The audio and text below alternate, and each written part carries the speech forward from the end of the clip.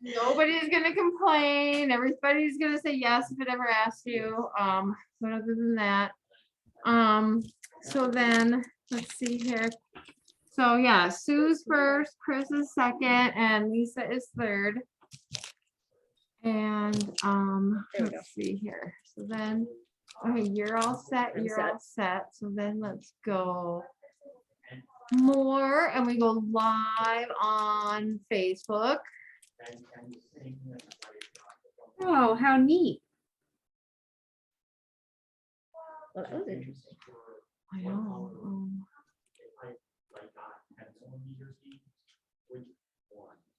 Um,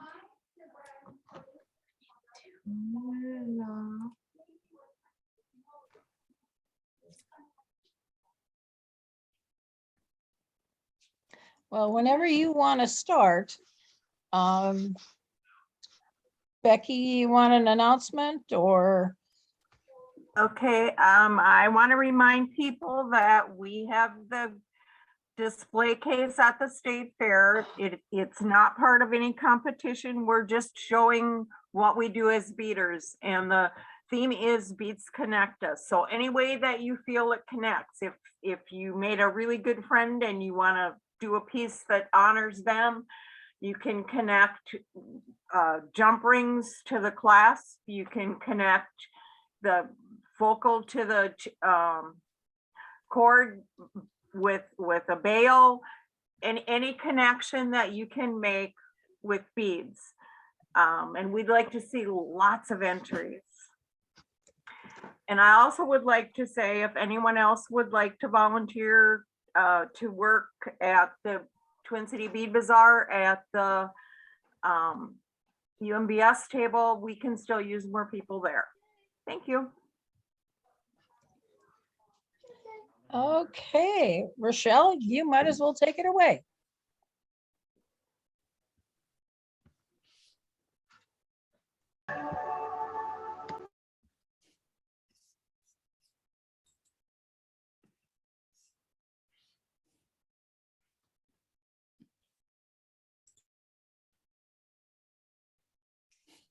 You have your mute.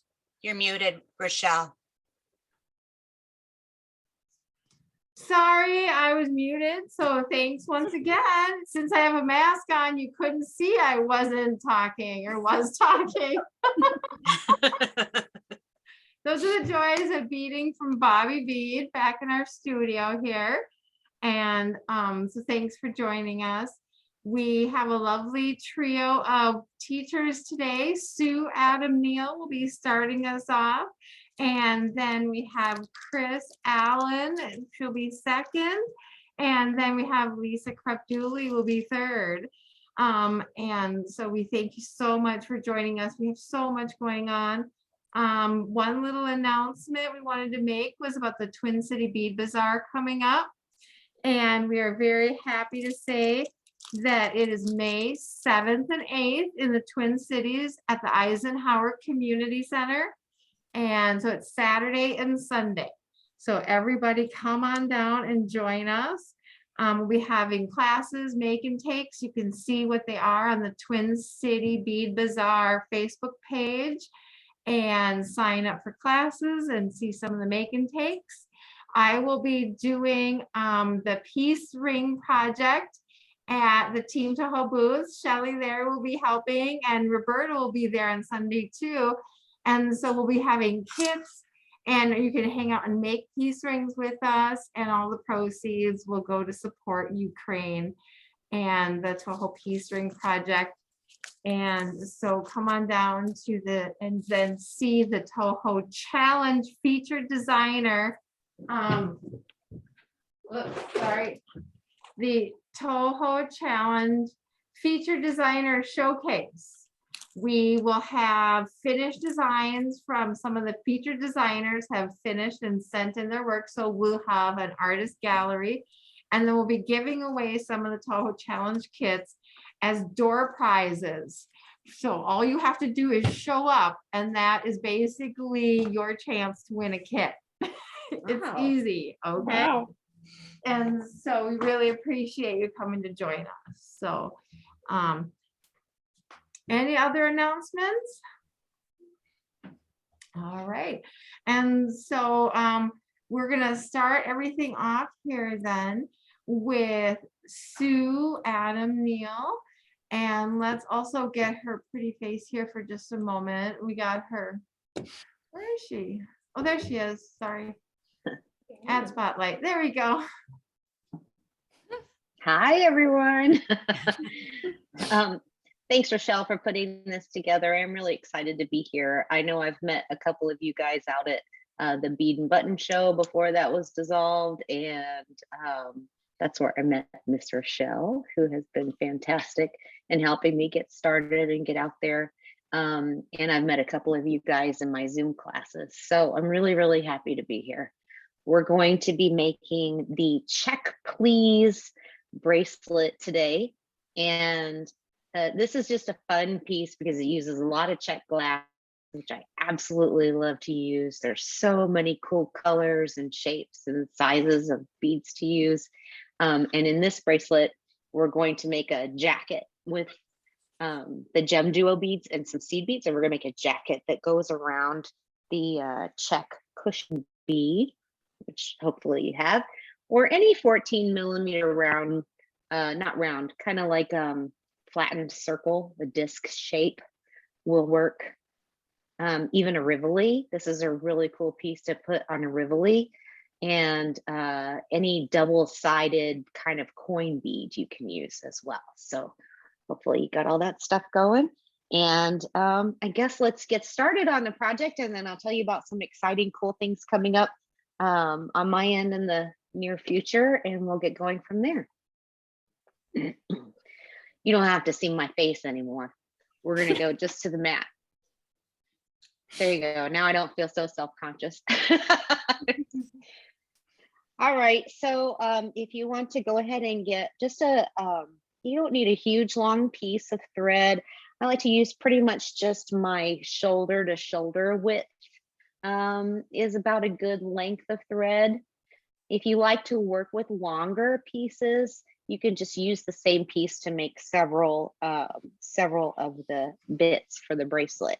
And here I have the different colors that I've made. I love these. I think they're called satellite check beads. I've seen them in different shops as different things. They're called satellites. They could be called some planet name. I don't know, Saturn. Saturn beads. And then there's some that are a little different. These are turbines, which I really like. How they have like this table cut area in the middle that shows a lot of color. And then the cushion beads, they come in a ton of different colors that really match and can go with a lot of different stuff. So really great variety as to what's available there. But you could use any kind of bead there. You could use a pearl or a stone or something else. On my Etsy shop, I have 4 color combinations as kits. I have the turquoise and bronze, which is always very popular. The sapphire blue and hematite. The lemon yellow with the bronze, which is my personal favorite. And kind of this purpley red. It's really like a, depending on what kind of light you look at it, it's got a light purple hue or this burgundy red kind of color with the hematite. So I have those available if you want a kit. But let's get started. You got your thread all nice and needled up. We're going to be working with gem duos, and if anybody has worked with the 2-hole beads before, you know you want to check your holes, both holes. Some people like to put their needle through each hole to make sure that it's viable. Sometimes there's just a little chunk of glass or an incompletely drilled hole. You can sometimes stick a bead reamer in there or an owl and cunk that little chunk out. But occasionally you have one that just is missing a hole completely or is broken off. So always check your holes before you get started.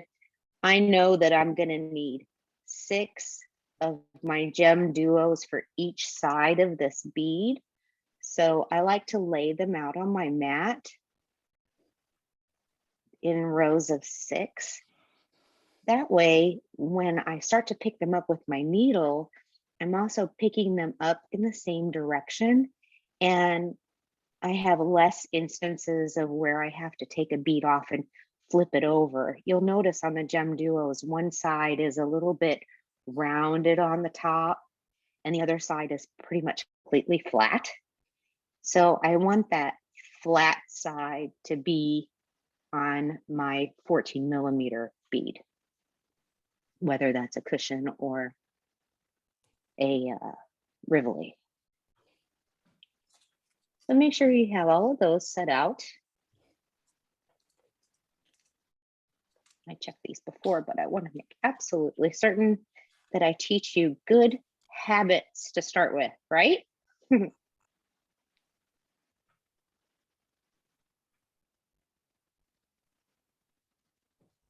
once you have all of those set out, oh, while I have these out, I want to just show you really quick. I really like these gem duos because they're a little bit wider than some of the other 2-hole beads.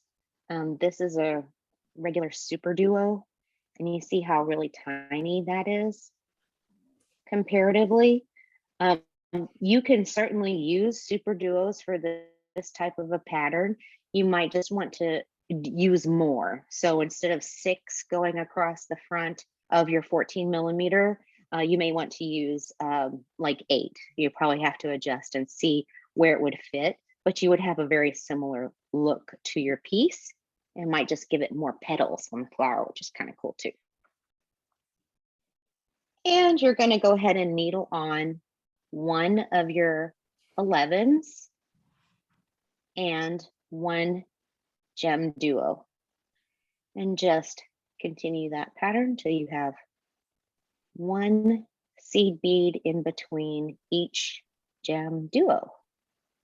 Uh-oh. Hey, sorry to interrupt, but on the pattern, it says 15-0 in the direction for number 1, but on the ingredient list, it said 11-0. So is it 11s or is it 15? You can use either. I prefer to use 15s. And I just noticed that before class started too. In the kits, it's 15s. I don't know how it got switched to 11s on the ingredient list. So if you I'm have using 15s, use them. Debbie, I'll probably work with that too, right? Oh yeah, that should work Oh, just that would fine. work. Yeah. Oh, I see. I have to put them on that too. I like the 11 demis because they have, even though they have the kind of the height of the 11, the width is really more like the 15. So I think that'll give you a perfect finish anyway. So it's supposed to be 15s, not 11s? Yes, ma'am. Okay.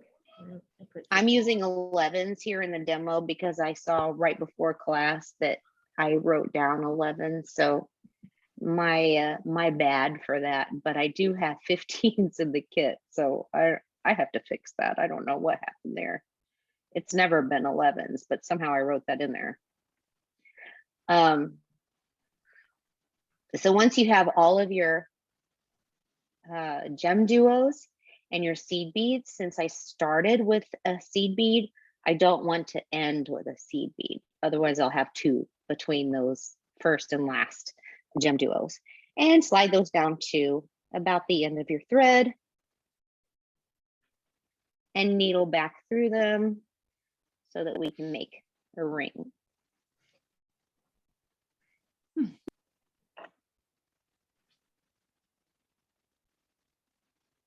What I really like about these little jackets that you can put on the Rivoli or the cushion bead is it really gives a lot of versatility to change some of your colors and use up some leftover beads. If you have some gem duos that you didn't get to finish, it makes a really cute pair of earrings as well.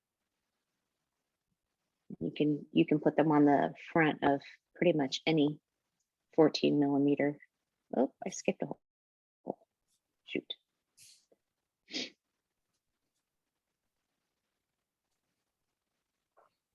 I'm so nervous. Why am I so nervous? You're doing great. Thanks.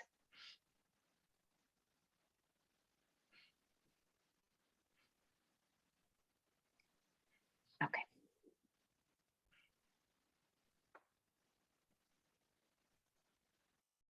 So needle through, everybody. You want to give yourself maybe about a 1-inch tail.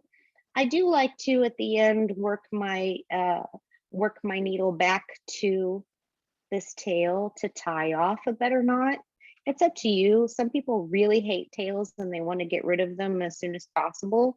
But I like to leave a little less than that. I like to leave about 1 inch to get back to. And you can tie a quick little knot, just an overhand knot with your tail. It's going to sit in between your gem duo and your seed bead, so you won't see it very, very well. And if you just needle through that next seed bead so that the knot kind of sucks into there and you don't see it at all.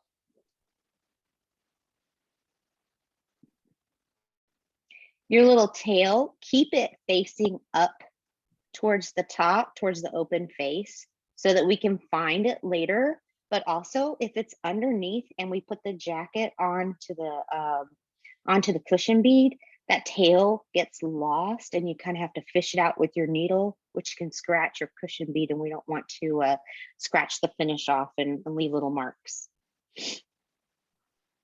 And what I like to do is kind of go under the gem duo a little bit and then catch that second hole. So I'm kind of changing direction. Where I was stitching in a counterclockwise direction, now I'm going to be going clockwise. And I want my thread, even though I'm just kind of hopping the hole from the first hole where I added the ring to the second hole, I want it to kind of be underneath that little point of the gem duo, just to hide it a little bit. Okay, now I'm going to be going in a clockwise direction, and I'm filling in the areas in between each of the top holes of the gem duo. And in that one, you're going to do 2 of your seed beads and 1 8.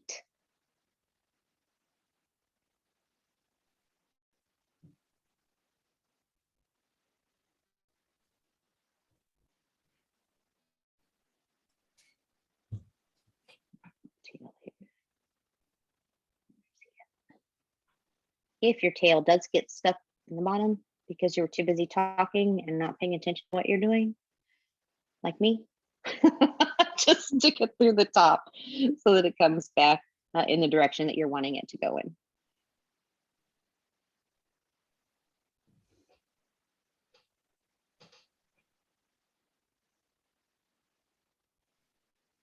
And continue adding that all the way around.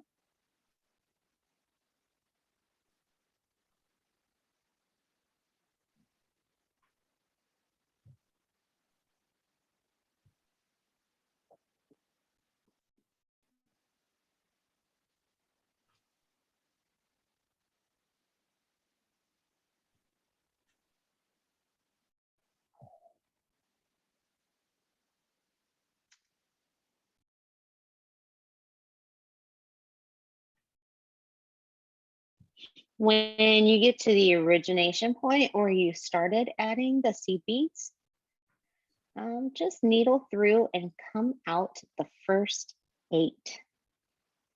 You don't need this to be really tight. You just want to make sure that none of your beads are sagging and showing any thread, just so it's kind of firm and in place. And I'm coming out that first 8 that I had just added. Now I'm going to add the back part of this flower. So I'm going to be adding 2 of the seed beads, and I'm going to be adding the gem duo for the other side. What I want to make sure to do when I'm adding that duo is, before, when I picked up my line of duos, I was in the top hole, or the hole that was closest to my hand. Now I want to go towards the other hole, so that when I get it in line here, and I'm hopping over to the next 8, so that when it lays in place, the top or the front of your gem duo is also facing the front where your other gem duos are. So that when that petal flops over to the other side of your cushion bead, it's also facing up in the right direction.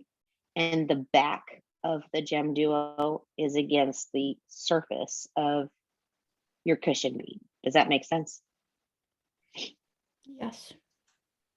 And you're going to add that all the way around. So if you line up your duos, it just makes it a little bit easier to being able to pick the right hole when you're stringing them. Than if you just have them in a pile. A lot of times I'll have to back it out and re-add the bead in the other direction.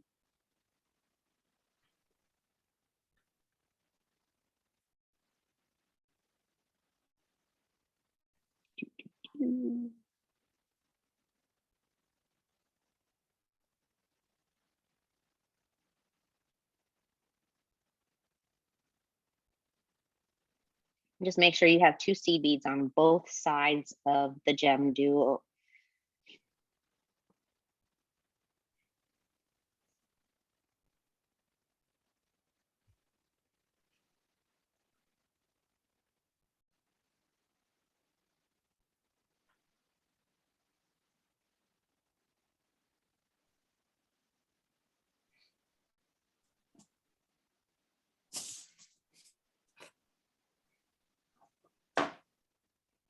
And when you get to the end of that circle, just stay, don't go into the gem duo that you added at the first one yet. Just stay coming out of the 8. And I'm going to show you a little trick that I like to use. Once you put the jacket on your middle part, your whatever bead you have going on, or your rivelet, it's really hard to find the hole for that bead because it's being covered by all these other beads. So something I really like to do is just get another piece of thread that's a different color. You can even just use your sewing thread or something that's a different color. And I like to just put that through the hole of my cushion bead.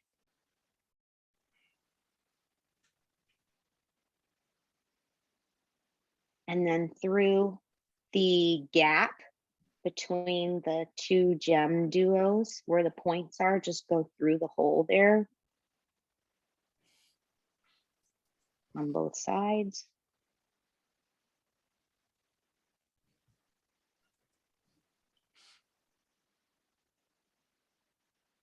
Flip it over to the front where all your stitching has already kind of been completed, and just tie those 2 ends together. This just makes a placeholder that's really easy to find when you're ready to stitch all your pieces, or if you're going to be putting a head pin or anything through the cushion bead to being able to make an earring or anything, you can find the hole of that cushion bead a lot easier. The other thing is, while you're adding the jacket, cushion bead will want to turn and move around in your hand with you. And this kind of gives you a little bit of a handle that you can use while you're stitching the little jacket closed and keeping it together. The fun part about that placeholder as well, when you're going to add it to a bracelet, sometimes your hole gets hidden behind some other bead. So you can use that finding thread as like a way of guiding your needle to it and being able to rotate it within your piece so that that hole lines up with the space between your seed beads and your gem duos so that you'll be able to string it a little bit easier as well. I really like to use it like a handle. And I always think it's funny at this point because I think my beads kind of look like a weird turtle. So I imagine it being a weird turtle. Now I've got my thread coming out of an 8. And that's from when I added the row with the seed beads and the second gem duos. So I need to needle through the seed beads to get to my gem duo and go through the hole.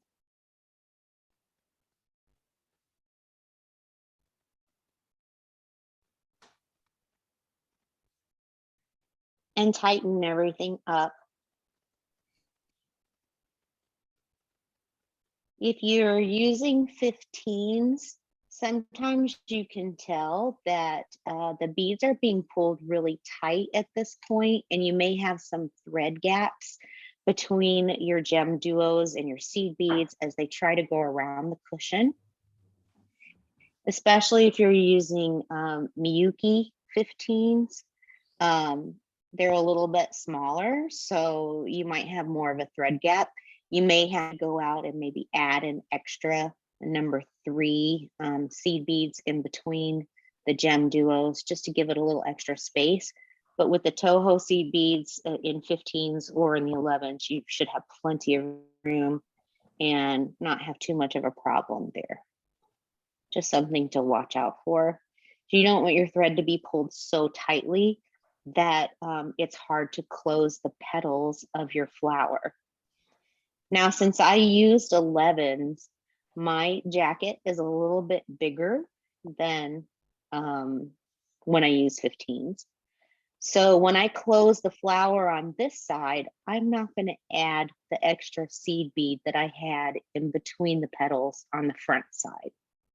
So it's just going to go from gem duo to gem duo. Again, I want to make sure that my thread goes under the gem duo as I switch to the outer hole so that that thread is hiding as much as possible kind of under the tip, the corner of that bead. And if it comes out to the side, it's really not a big deal. Once everything is pulled together, you won't see the thread very much anyway. And I don't think anybody else but us looks for threads in beadwork, right? Like we can spot it, but nobody else really does. And you want to make sure that you keep that tight. So if when you change direction, I got a little loose on my last stitch, I just want to pull it tight again and refix. And I'm just going to go to the next gem duo. All the way around in the circle so I can close the side of the flower.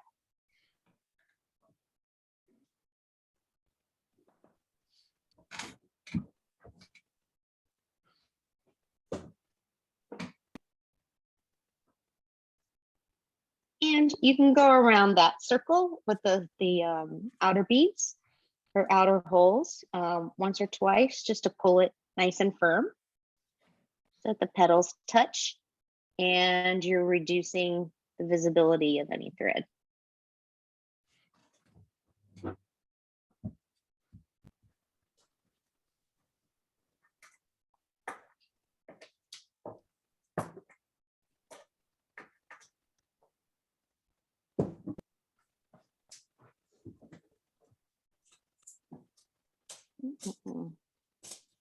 It's a little tricky to get your needle in there. Just jiggle it around a little bit.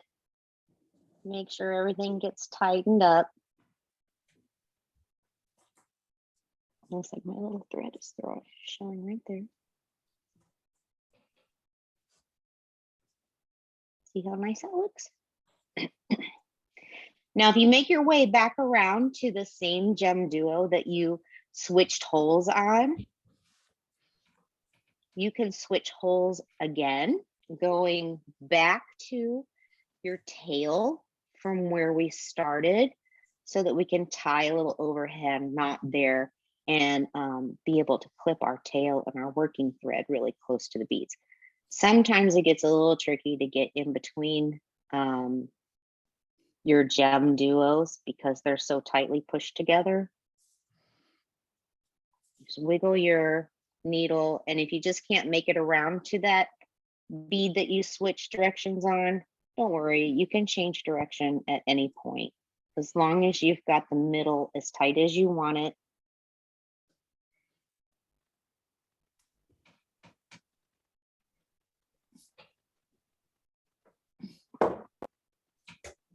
I've got my little holder thread kind of getting in my way there. I'm just going to move it out to the side.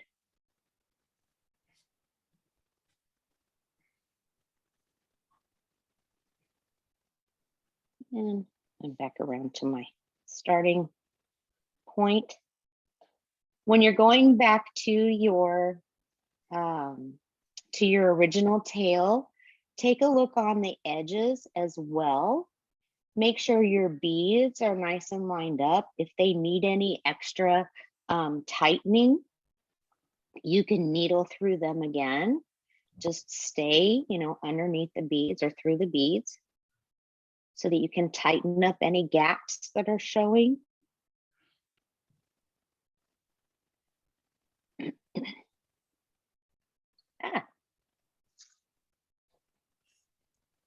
Now, since that edge where the size 8 bead is, since that edge is really what kind of holds the jacket onto the cushion bead, you want to make sure that this thread is not being pulled too tightly, that everything looks nice and even.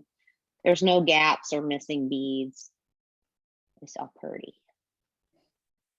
Because that is getting the stress from the entire setup.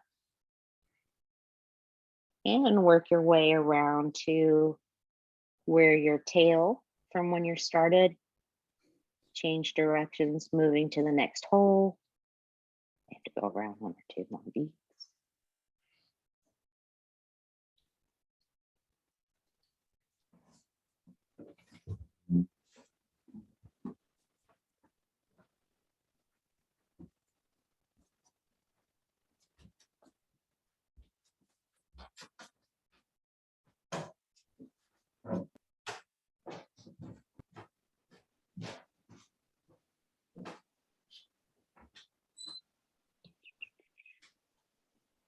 And you've got your cute little jacket.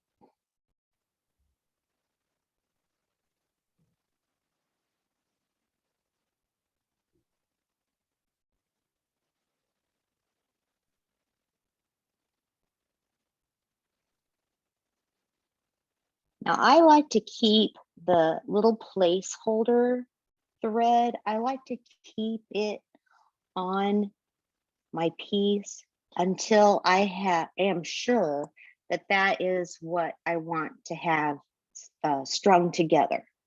Sometimes you put your bracelet together or a pair of earrings, but then you realize you maybe need more length and you have to take the wire back out and restring it or add a couple extra beads in between so that you have more length. So I don't remove that placeholder thread until I am absolutely done. And then I will just clip it and pull it out because I have everything strung the way that I want it to be. That has saved me a lot of time in making these particular bracelets because finding that little hole in here in between your beads is really complicated. Sometimes though, like if your hole is not in a great place and it's hard to get to, you can use your needle to go through the hole, like all the way through, and then use it like a lever to move the hole where it's easy to get to. If I didn't have that placeholder thread while I was doing that, I'm literally trying to use my needle to like press onto the edge of the cushion bead and trying to rotate it. It can take forever. It's very difficult.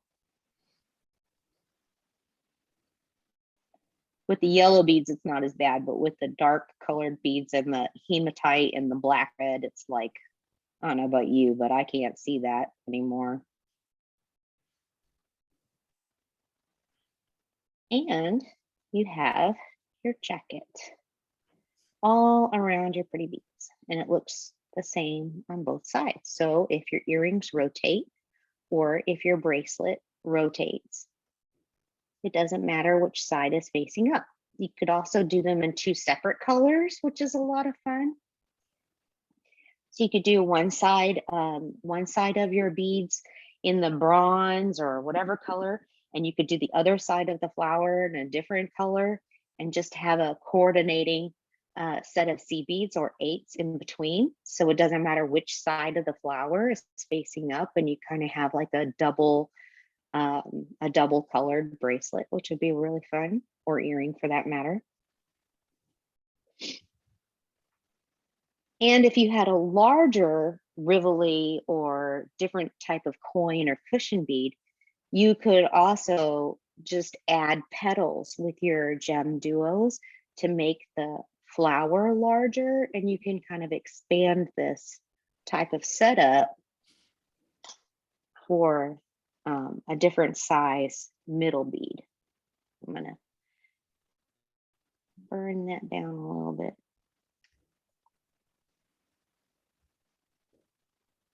I always get nervous doing the burning because I am like, so please don't burn my threads. It's holding everything together.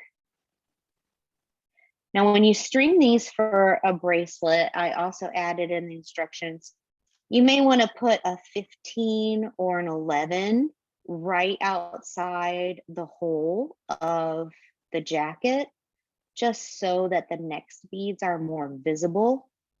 When you put the satellite or other check bead right outside your little bead jacket, there's no real movement. There's no real, what do you call it? Like extra space for your beads to move around a little bit. So it might look a little bit more congested, and it may be more stiff on your wrist, have a little less bending. When you add some extra beads outside of the jacket before your satellites, you get a little bit more flexibility. It's a little softer to wear. It would even make a really cool necklace if you wanted to make that many jackets or to add different things. It adds a little extra weight to the piece, but I think it gives it a really cool look. Now, I know this group is all into beading, so I don't think anyone needs help with crimping. Does anybody need to see how to do crimping?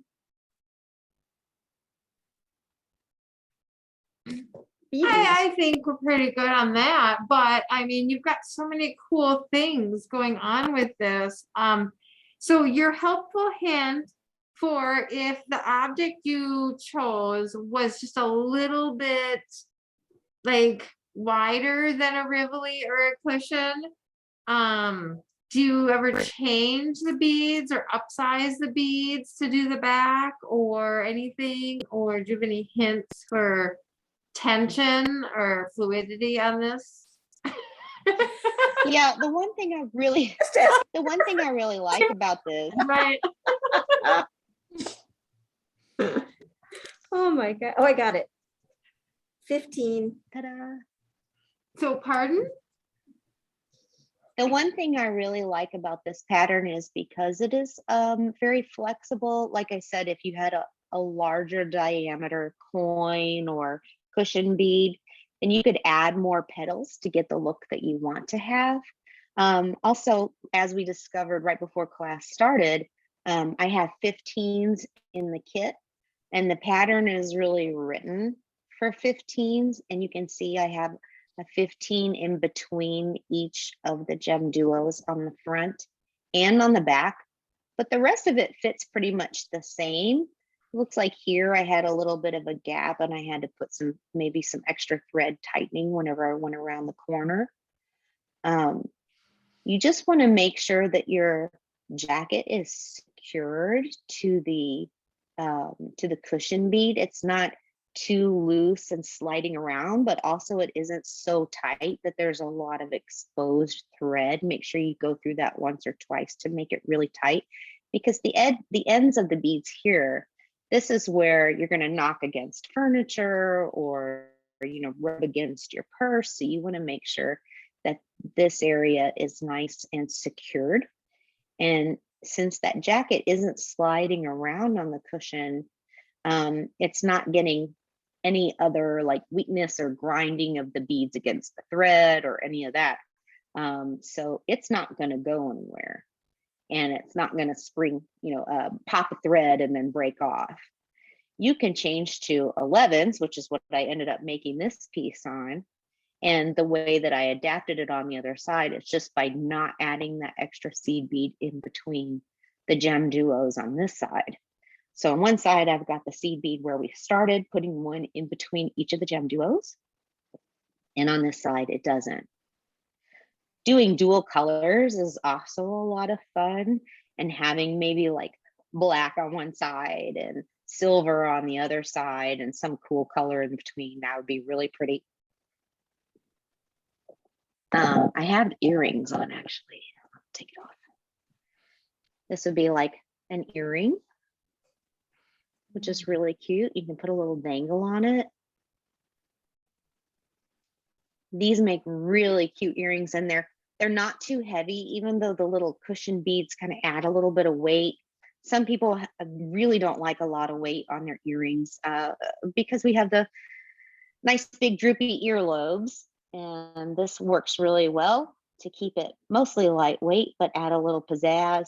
And I just used a head pin going through the cushion bead, making a loop and adding the little check satellite bead as a dangle. You don't have to keep a really tight tension. You just want to make sure that you're not seeing big gaps of thread.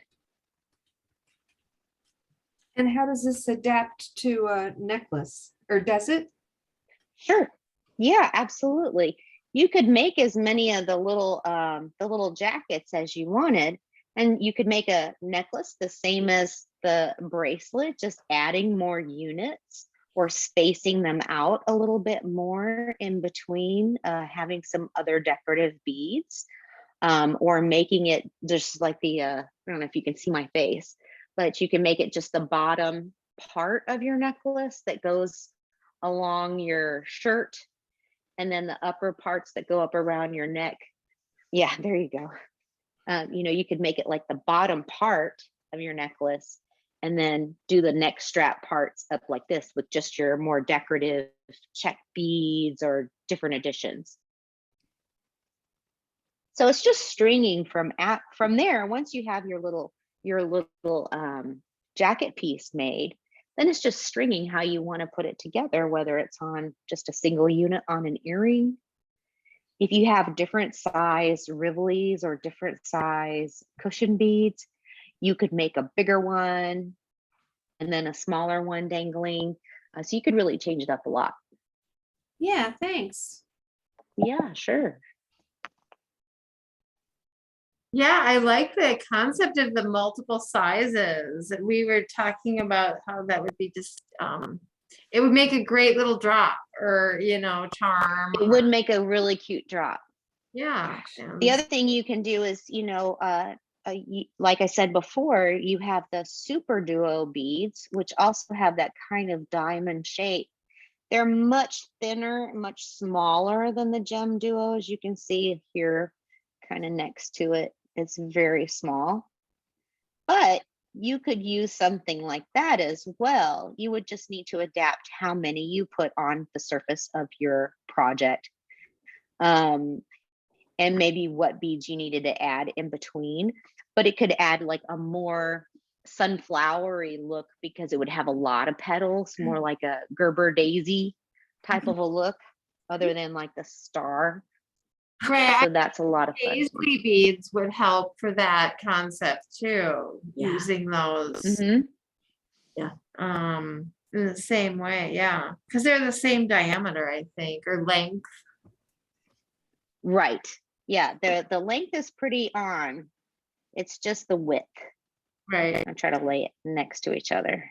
adapt them. I got it. So on those, if you were to use the super duos, I would say definitely use 15s, because the 11s will kind of overpower the super duos. There's the thickness of the 11 is pretty much the same thickness at the point of your super duo. So using the 15s would kind of give it that more dainty kind of look, the more delicate detail look.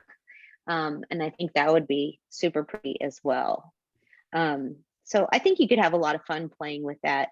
You just want to keep your jacket tight so that it's nice and close to whatever you have in the center. You know, some of the beads they have now too, they're like flat on the bottom and more domed on the top.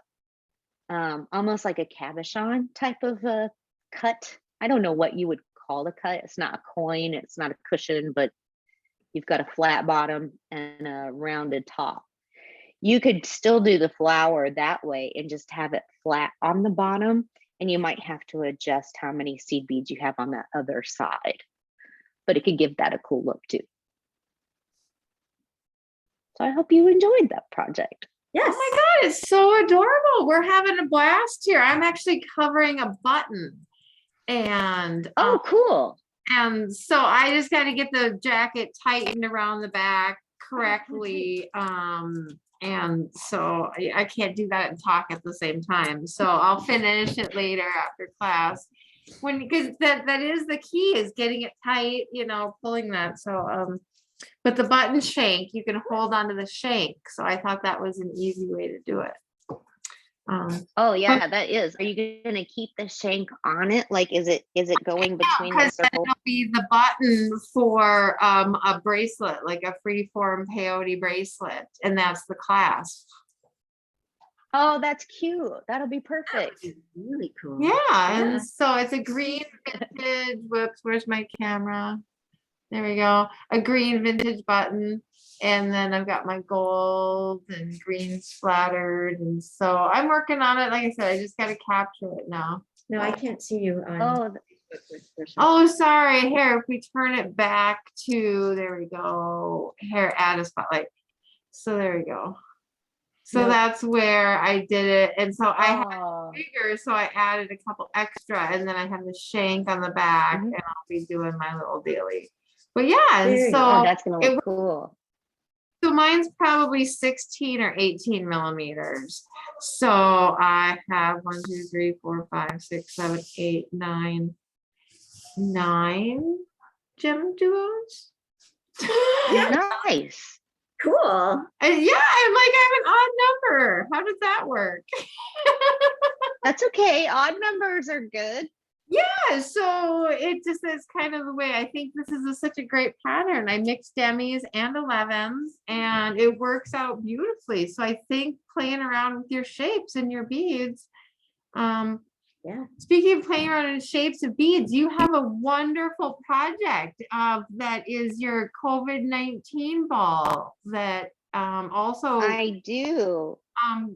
supports an incredible food shelf. So let me get rid of me so that you can see that closer. Look at this Okay, so pattern. this is my COVID-19 ball.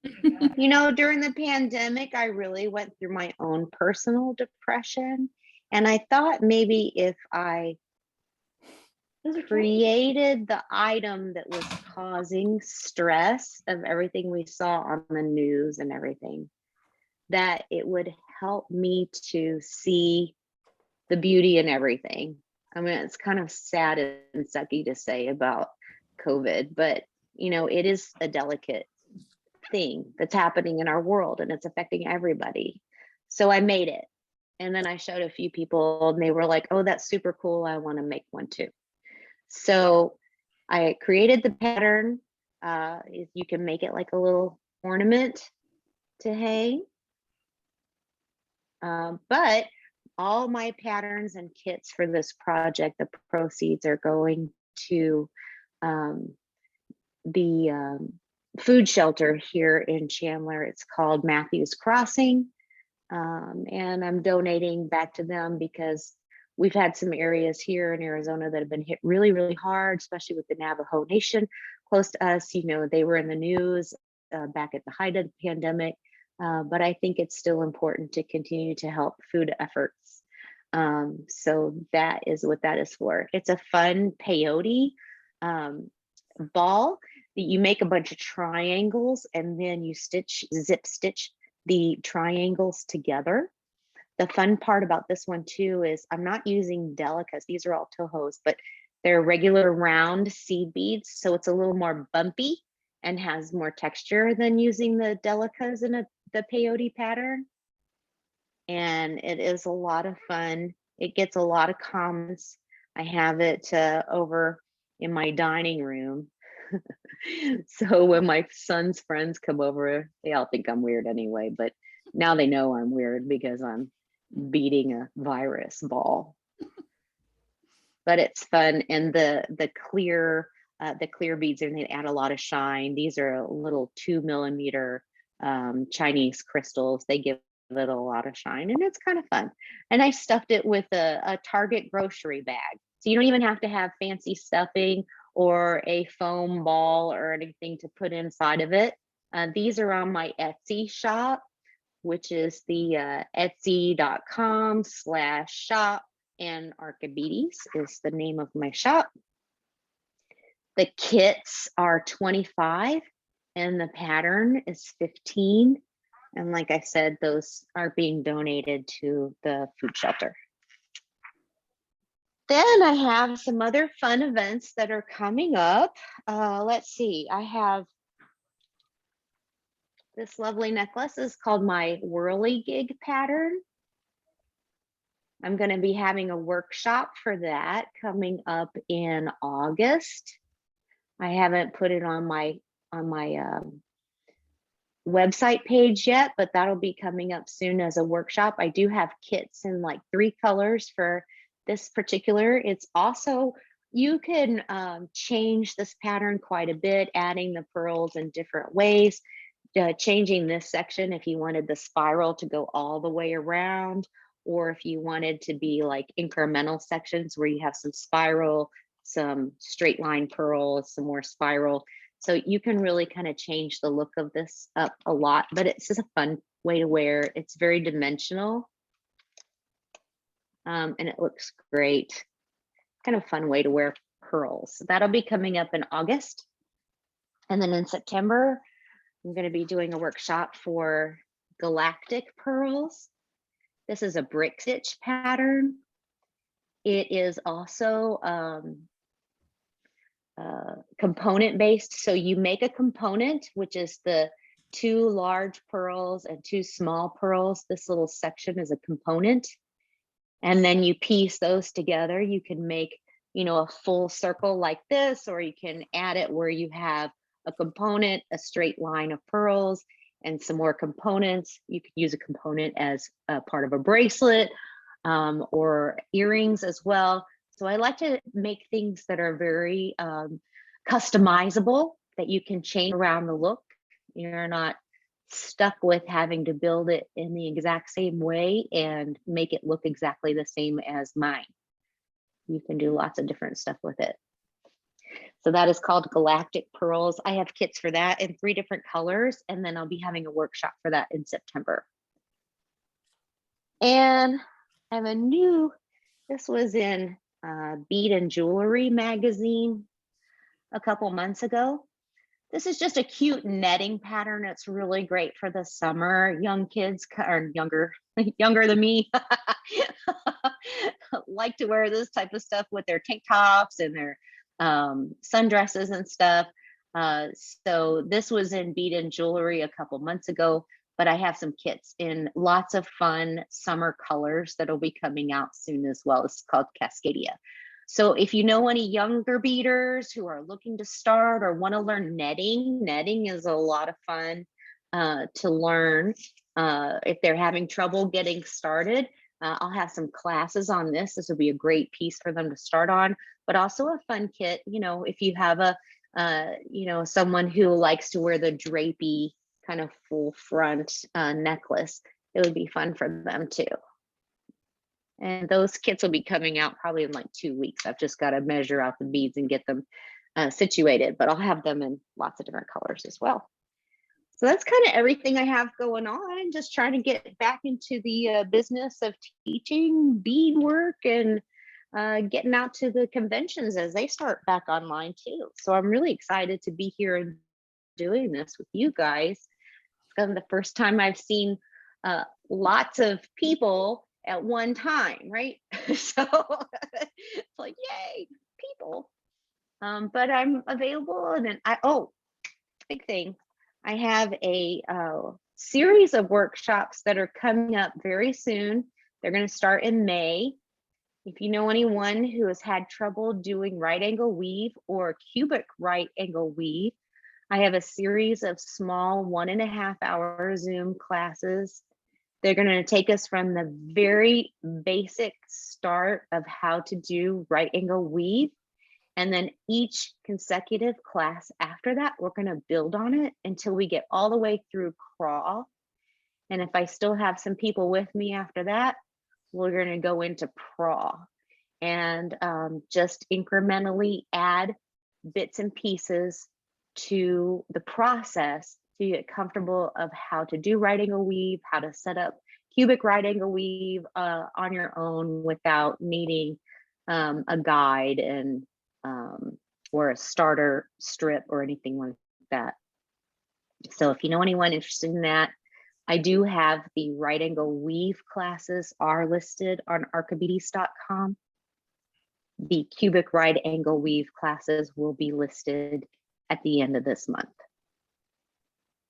So hope you have some people interested in that. And those are fun too, because you're going to use beads you have in your own stash. You don't have to buy anything special or get a kit or anything. You're just going to show up at class time with a pinch full of beads, and we're going to go from there. Anything else? Excited. Thank you so much, because you're really tackling a tough subject there with right angle weave.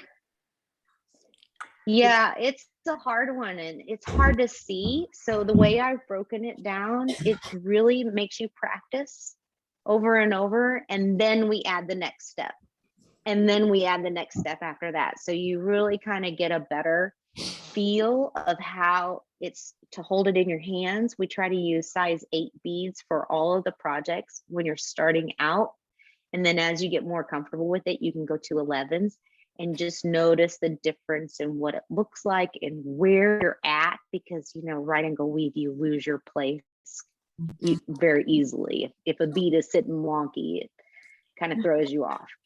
So we go through that, and we've had, this is a very popular series that I did last summer, and several people have asked me to redo it, not because they didn't get it, but now because they have friends who want to do it. So that's what we're doing.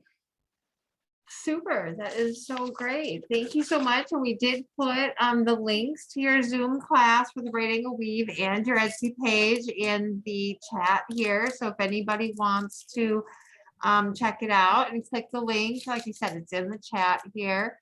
And and so Sue, Adam, Neel, I thank you so much for being one of our Thank you. Oho designers over the years, and now you're joining, you know, one of our bead society groups, and we're really thankful that you know, these are like-minded people from all over the country. Since we're Zooming, we are from all kinds of states, and so, you know, we love you down there. So I hope that you'll Thank you for having me. It's so exciting. Absolutely. Thank you. Well, I was in Illinois before, so I got to meet quite a few of you guys before moving down to Arizona, but now I'm here and trying to get my feet on the ground and learn my way around. But I'm really excited to be here with you guys, and I hope you'll have me again sometime. Yeah, well, we have, demo and do, different workshops throughout the summer and holiday workshops. So live beading Saturday, each Saturday, once a month. So, we, are always welcome to have, all the different things. So if you've got little projects, we totally, I don't know, like 1 to 3 hours is normally what we do for our workshops and like the demo and do classes, but you never know. We were open to suggestions because we're, expanding in all different ways. And so that's pretty much whatever our members want and suggest and teachers want to do, we're up for anything. So come up with a plan and let's play. You got it. You got it. Well, I'm excited to see some of your other designers this coming up next. I'm really looking forward to the rocks that are and coming up next. We got Chris Allen here, and so we're so darn excited for our rock project. Well, super. Thanks to everybody. Check her out, and then we will now, like you said, move on to our rocks. Welcome, Chris Allen. Thank you. Thanks so much, Sue. I Thank just you. want to say it works really well with Rivolis too, because I used a 14mm Rivoli. Oh, cool. Oh, wow. Good to Cool. know. Did you finish? Here, let me have a spotlight, and so that way, ooh, Ooh. Oh, that's cute. Ooh. Yeah, that's beautiful. with a Rivoli. All Yep, right, it worked really well. Thanks. It was a great class. super. Oh, thank you very much. Wonder if it's super sparkly inside. I bet it is super sparkly inside. That's gorgeous. That's what I have to work. It's gorgeous. Gosh, I learned so much from you, Sue. I think I'm so inspired. I've never really been part of a class like this, or I'm new to the Bead Society too. So I'm so excited to really connect with all of you. And I know that you all are probably super inspired beaders, but I thought I'd show you a little bit about where I started. How I started beading on rocks was working like 30 years ago, just wanting to make sculptural forms. So this is a rock that has to do with my first daughter. It's what inspired me to start beading. And so it's just like small sort of hollow raspberry forms that she put on her finger, and then it came together in a beaded rock. And it's important to me that there's always some place where you can touch the rock. So there's always some kind of little hole somewhere along the way, but it's just all flat peyote stitch. I'll admit somebody here. And to me, and this is the one about my second daughter, who, when she was born, her ears were like funnily shapes. And so this piece is called Listener. But I just thought she was so beautiful. And so you can kind of see that it's the rock is pretty big inside there. The openings to the holes are a lot bigger that you can touch. For me, rocks are a form of spirituality. They come from the core of the earth in the same way our souls are hidden within us. And the beadwork is like our own skin. It's like the beauty of our own skin, what our story is. You can read a lot about us based on the fragile elements of our own skins. So I liked what Sue said about little jackets. That made so much sense to me. They're kind of like little jackets in a sense. And last summer, let's see, I worked in our community garden. Let's see if I can. I worked in our community garden with new farmers, migrant farmers, people that are either new to the United States or don't speak the language so well. this garden was started about 30 years ago by my mother, and it was only 4 plots behind a church, and now it's over 150 plots. So we're still part of this garden, but it's grown and it's going to grow again. They're expanding to at least 40 more spots this summer. So things are going to change again in our community garden. The one thing I noticed when we were out there is not many people speak English. And so you would say, oh, beautiful or hello. But I started a bead project, beading around rocks, to bring people together, to kind of find a way to sit for longer than just passing by and have a way to connect. And even though we didn't speak English, not everyone spoke the same language, it was amazing and beautiful that working with beads, something so intimate, and working with your hands allowed us to come together and laugh and kind of just work with our hands, kind of talk with our hands. So it turned out to be an incredibly beautiful project. These are sort of the leftovers, but people that worked on their rocks, basically after several installations, got to keep them. So it was super cool. Really speaking with Rochelle at Bobby Bead when I went up to the cities. I live in Rochester, Minnesota. When I went up, and she sort of suggested, let's do something like, something again with beaded rocks. And so the idea was planted to do like a walking labyrinth with beaded rocks down the road. But because things are changing for the garden again this summer, I just love and feel so honored that Rochelle came up with the idea of creating beaded rocks that are sunflowers inspired for Ukraine. Do you want to talk a little bit about that idea, Rochelle?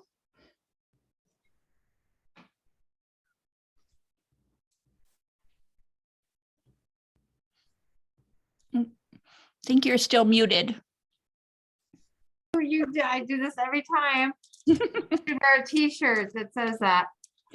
Since the sunflower is the national flower of Ukraine, I just thought that using that circular technique of making those medallions that Hannah Rosner taught us to make the beaded toggle, using that as a starting base, so then you could use the brown for the center, the green for the leaves, the yellow for the petals, and with just 11s and 8s, and then you've got your rock. And if we did, we're going to do a rock, permanent rock garden installation.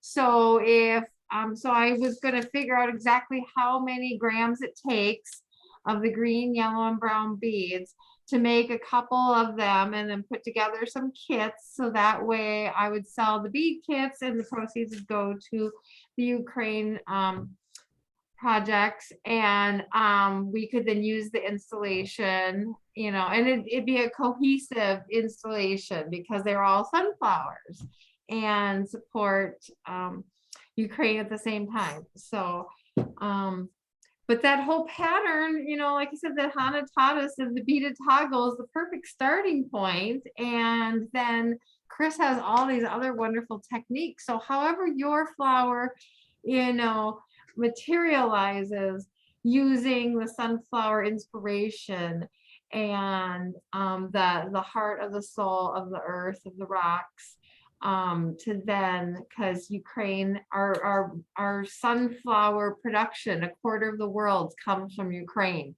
So that's your sunflower oil, your sun butter, sunflower seeds, all of that stuff is, a quarter of it is not available at the moment. So we're really sometimes take for granted of where things come from and how far away and what we're really connected together yet,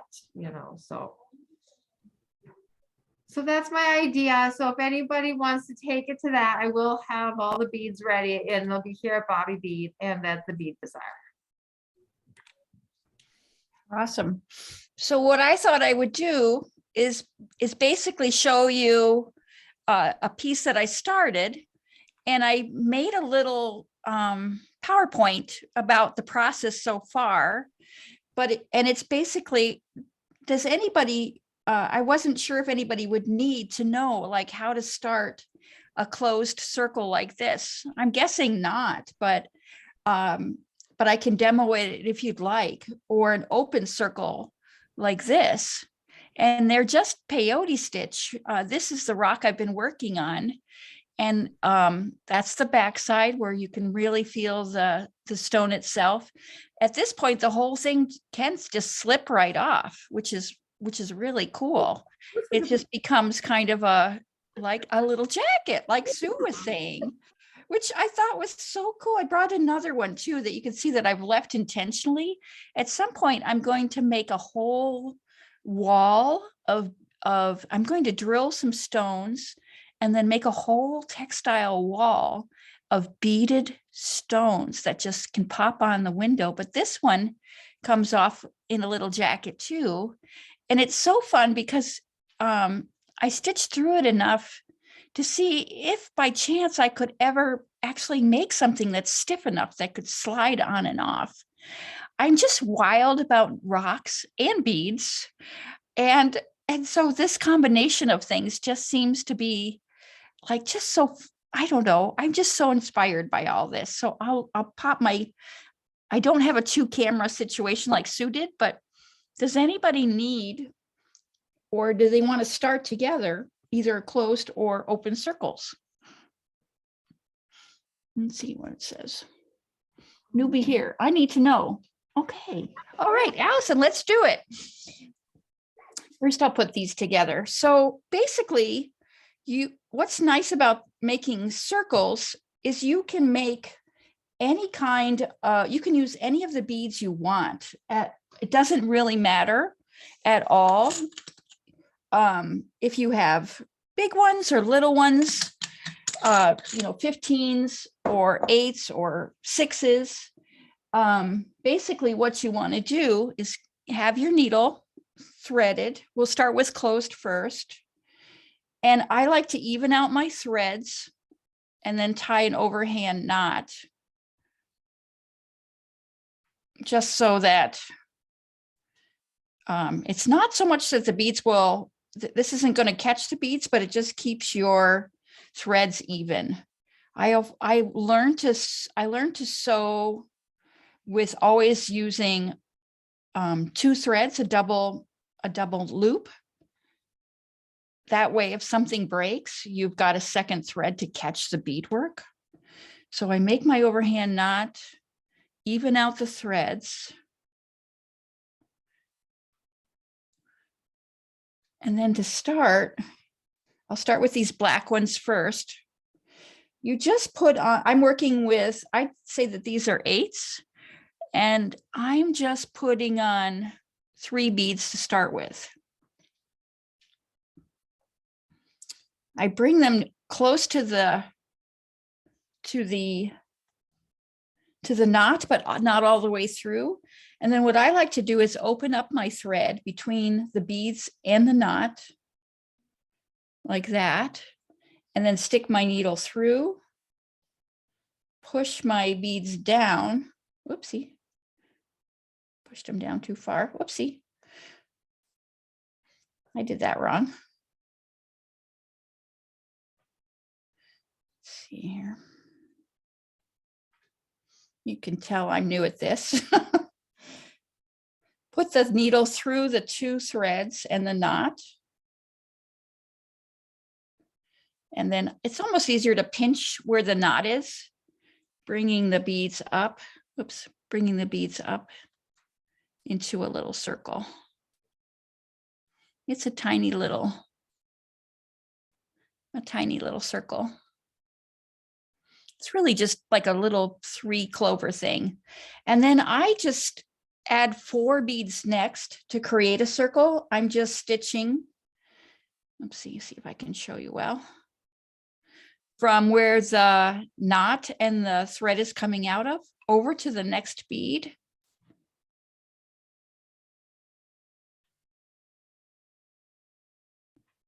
So it looks like a little diamond shape. Next. and just pick up one more bead. So into the very next one. So then you still have almost like a little, what do you call those? Trapezoid shapes almost.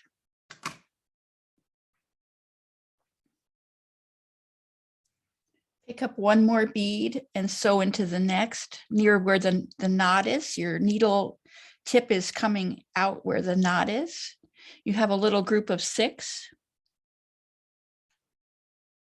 And then I like to add one more because it seems to me when you're making circular shapes, an odd number creates a circular form better than an even number.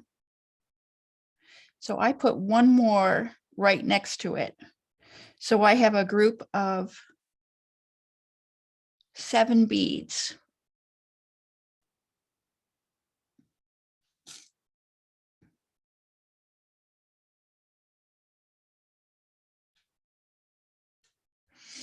And then at this point, what I'll do is I'll start noticing which beads are high of this group as I'm going around, as I'm stitching around counterclockwise. And so at this point, I'll probably add 2 beads and skip 1, which is similar to the peyote stitch. Peyote stitch is typically similar to the idea of looking for the high beads and sewing and skipping 1 bead and sewing across a bead and stitching into a high one. So in this case, I'm just going to pick up 2 beads and I'm going to stitch right into this next high bead, skipping 1 bead. It'll look like it looks like a bit of an odd glob of shapes, but I'm going to do that 2 more times where I'm going to pick up 2 beads, see where my thread is coming out of, skips a bead next to that and sew into the high one. It's basically creating a flat shape, a flat circular shape, even though it doesn't look very circular right now. 2 more beads. And you'll see that you're sewing right next to the place where your thread started. So now it looks like a tiny little triangle. Does this make sense so far? Oh, good.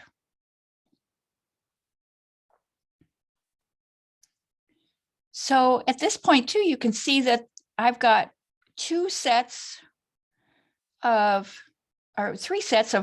high beads that are sort of paired together in the edges of the triangle, and then 3 low places where I would want to skip over. But here's the tricky part when you're working with freeform peyote is you have to decide, is this a 1 bead or a 2 bead space? Or do you want to, because essentially what we're doing is we're continually increasing to create a circle. So what I like to do is this almost looks like a 2 bead space from where the thread is coming out of to this next high point of circles. But if I only add 1 bead instead of 2 and just sew through, instead of sewing through both of these high beads, just sew through one of them.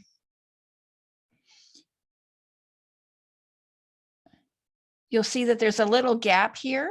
Let's see if I can see that properly. Oops. There's a little tiny gap where the bead could slide around. But I can compensate for that by adding another bead and sewing through the second high bead.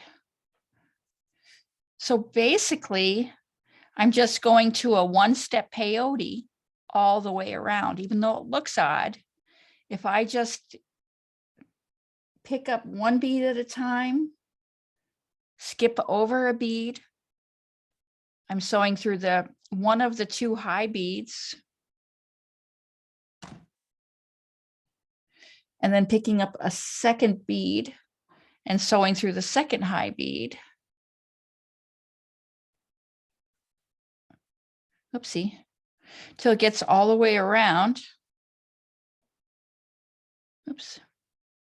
I'm going to do that one more time so I can, till I can meet up with my threaded tail again that you can see sticking out.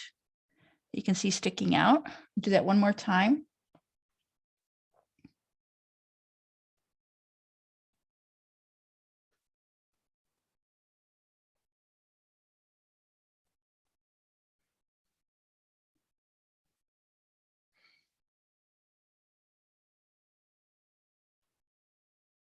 So now it looks more like, it's beginning to look more like a circle. It's a little bit misshapen because these are size 8, and 8 doesn't come together quite as well because of the thread take up in between, the spaces in between. But this is exactly how this bead was started. Same idea. I started with a white circle instead of 11s. And then I scaled it up and went to 8s, the stripy 8s around the white 11. So that's how you start a closed circle. Let's see. Oh, sweet. Okay, so how about, should we do an open circle next, just so that everybody would have that under their belt? Because the idea is basically the rock gets stitched together when, let's see here. Because of the up and downness of peyote stitch, you can stitch things together. You can just like Sue just showed you how to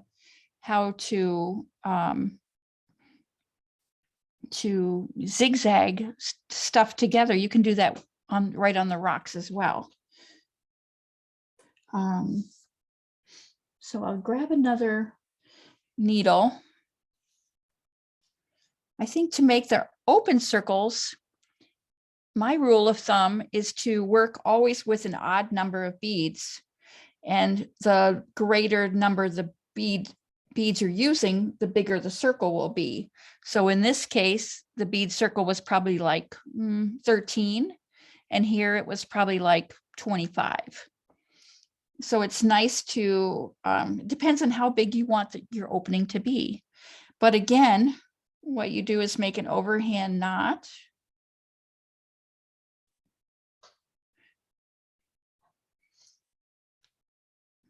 Even out your threads.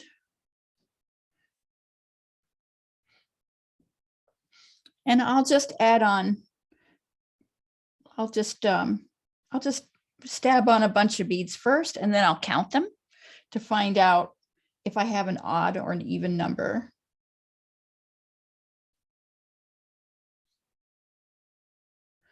I'll probably try to do like around 25 again. Let's see what we've got. 1, 2, 3, 4, 5, 6, 7, 8, 9, 12, 15, 18, 19, 20. So I'll add one more and we'll have 21. So again, to start my circle, what I do is I open up the thread between the knot and the beadwork.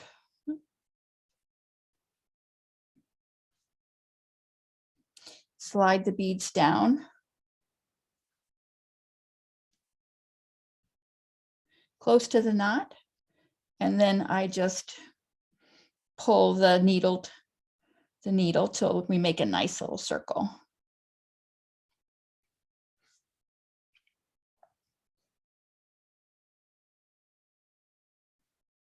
I like to stitch counterclockwise. So basically, in this case, just like single stitch peyote, you just pick up one bead. You check to see, one way I tell new beaders how to stitch is think of them as 3 beads at a time that you're focusing on. The bead where the thread is coming out of, you're skipping a bead and you're stitching into the next bead in a counterclockwise way. And it can look really awkward in the beginning because there's not much to hold on to. The bead you're adding will push the bead that your established circle bead will get pushed down. Let's see what this says. You can go to oh yeah, YouTube. Fantastic. Yeah, because that helps a lot too. There's a lot of great resources. And I heard Rochelle say something about a previous workshop to learn how to do, which I'll look up as well, how to do essentially flat peyote. If we didn't keep increasing, we would eventually eventually create a tube shape like the tube necklaces that you see some people have crocheted. But our goal is to keep this a flat circle. So I'm always just picking up one bead. I'm skipping, I'm looking where the thread is coming out of, skipping over the next bead and stitching into the third one, if I think of them as a set of 3.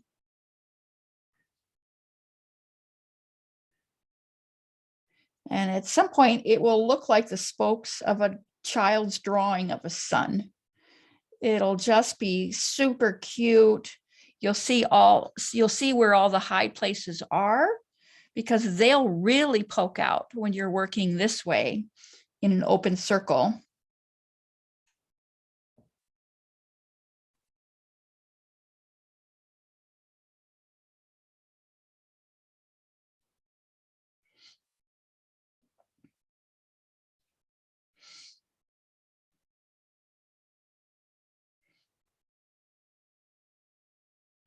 Then I'm coming to the place where I started.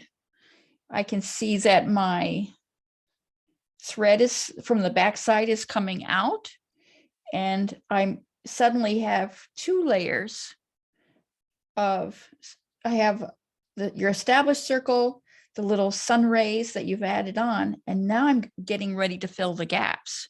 So there's going to be times I'm going to say, is that a 2 bead or a 1 bead space? Am I going to think about it in a regular way? Will my beads complement each other? I could have not added this bead on quite yet. You can see that that there's a high bead, and then there's a series of 2 low beads, and then there's a high bead. I only picked up 1, and then I'm stitching that. Suddenly there's a grouping of 2. So typically what I do next is I'll almost always pick up 2 beads to fill the gaps, because remember, I want to keep this flat, not turning into a cylinder. So I'll keep a regular rhythm. Sometimes if you're working with different size beads, or if your bead spacing is a little bit irregular, I'll think of a different pattern. Maybe I'll sew in 2, sew in 1, sew in 2, sew in 1, until I get all the way around. But in this case, these 8s seem to be very accommodating for 2 beads to fill in the gaps all the way around. So I'll just stick with that for this one. And also I know that it works because I did it last night as a tester with this guy. So I happen to know that they don't mind being snuggled together in sets of 2.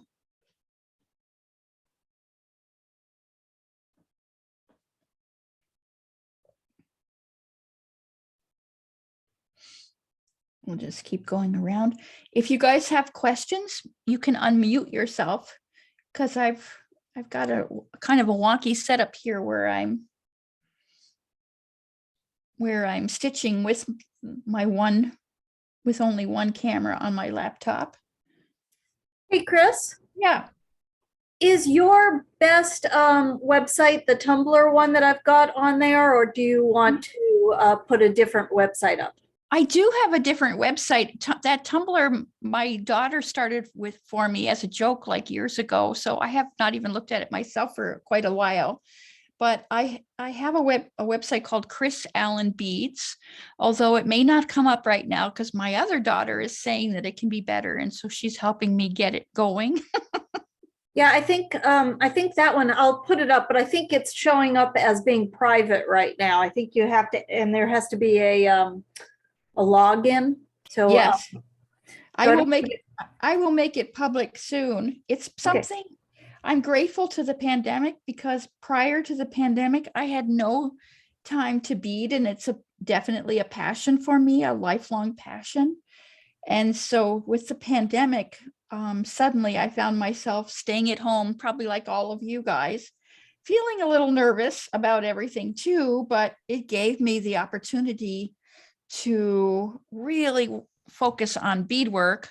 And both of my daughters who moved back home are saying, you need a good website, you need to do social media, all these things that I don't necessarily do. I just get in the studio and work.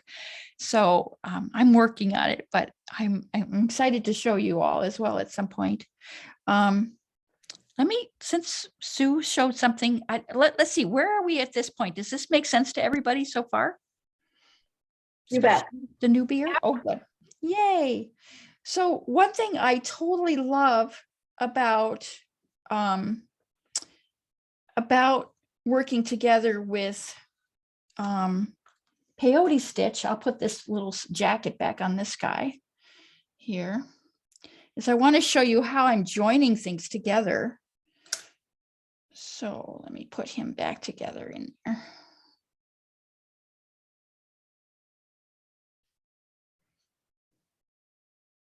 This is, I'm wondering if this is similar to the peace ring, because the peace ring seems like it is, maybe it's not peyote, but it might be. And you could totally see how the peace ring would be similar to putting things together. So here the rock is, the jacket is back on the rock. And at some point, I've got one thread hanging here from it right now. I changed colors so that I could see how I'm filling my holes with an entirely different color. But I thought I would show how to add one of these pieces to the rock that you started. Oh, let me go to, can I share my screen? I made a little PowerPoint to show you that. Let me see if I can figure that out. Yep, we made you a host, so you should be able to share all you like. Awesome. Let's see here. Oh.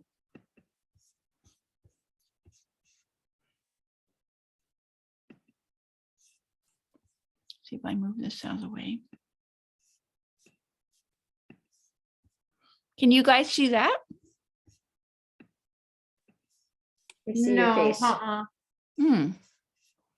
Let's see, what do I have to do?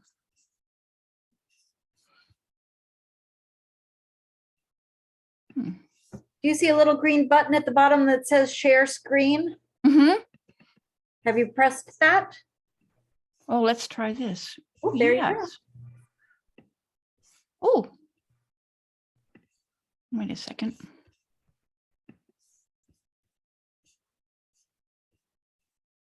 Perfect. Nice.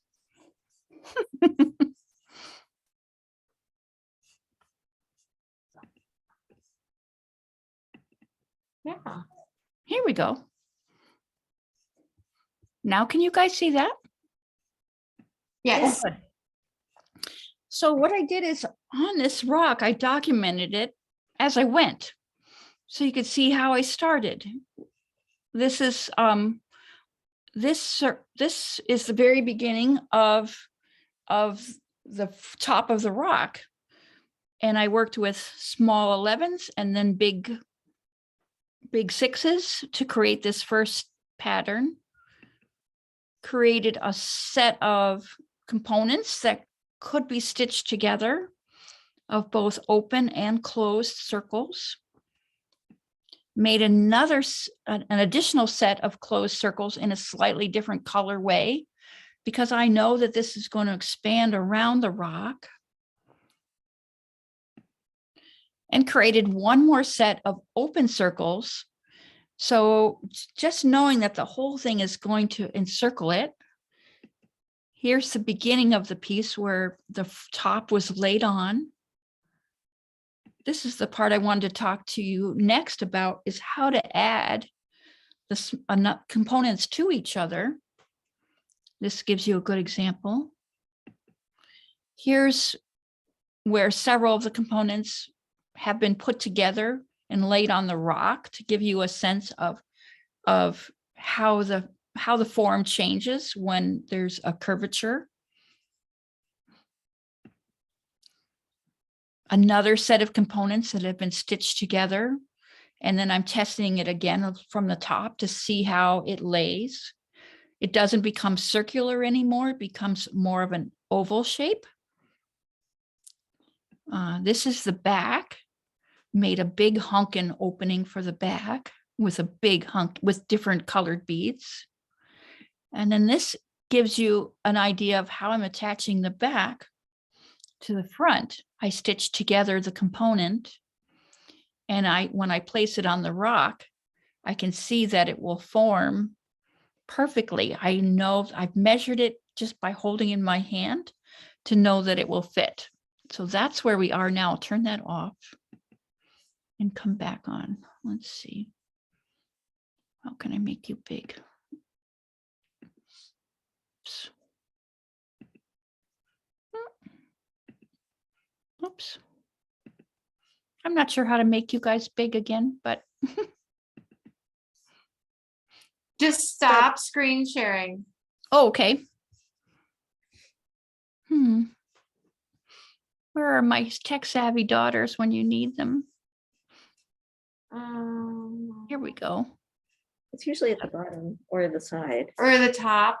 Oh, at the top. I guess I never. You are screen sharing. Oh, top.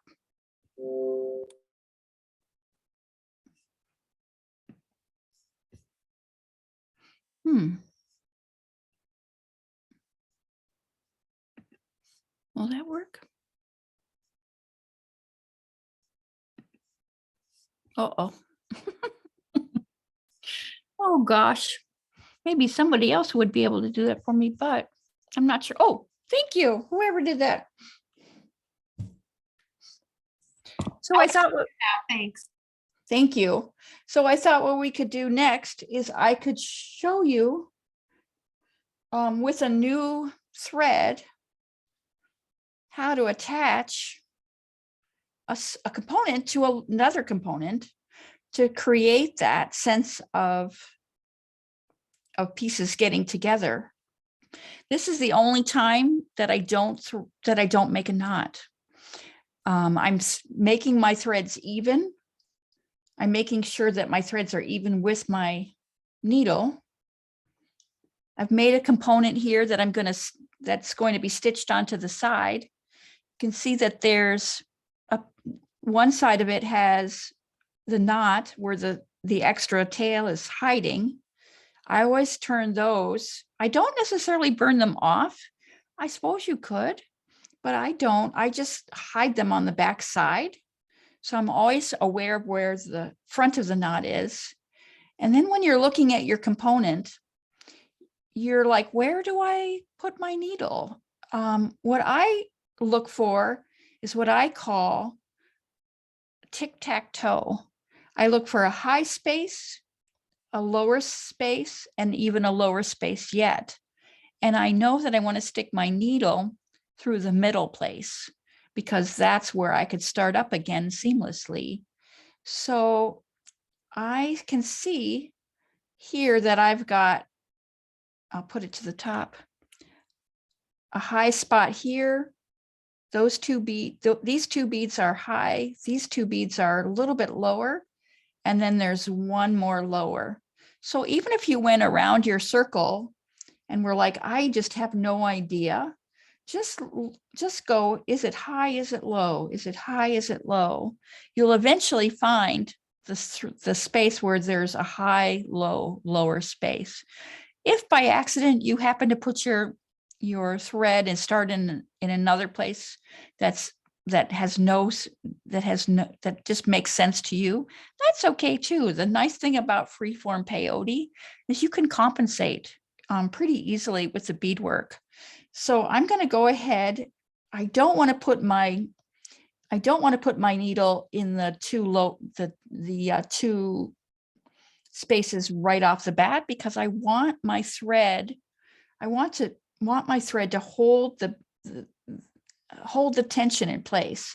So I just throw my bead in anywhere, knowing that I'm going to be stitching back up to the place, the tic-tac-toe place. So I'm going to just go ahead, stick my needle in and stitch up, going diagonally either up or down within the beadwork. And when I get about 5 or 6 beads stitched, that's when I'm just going to hide my tail into the body of the beadwork itself. It's a little bit like knitting or crocheting, if you've ever done that kind of work, where you can figure out a way to hide your tails. Here you can see that this often happens to me too, that the tails are not even anymore. So I'll just pull one of the threads or the opposite until I can even them out completely. And then they're hidden, which is so nice. And the tension is pretty tight. I feel like if you put a knot in, it's going to show up eventually. So there's something really great about being able to hide your starts and your finishes within the body of the beadwork itself. And I'm just stitching up. I'm just at the back end of the high set of beads, the tic-tac-toe. Knowing that I'm going to be stitching into them the next round, I'm going to stitch into the one below it. Just to also, it seems like when you change direction, it just makes it that much tighter.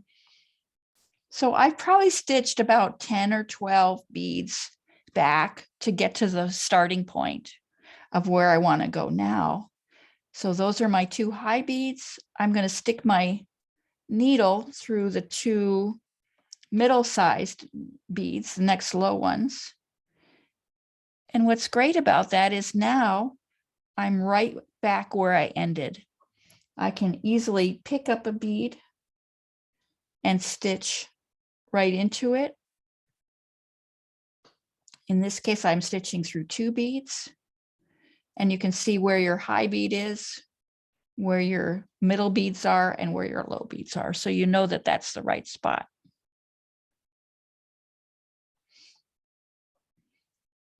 I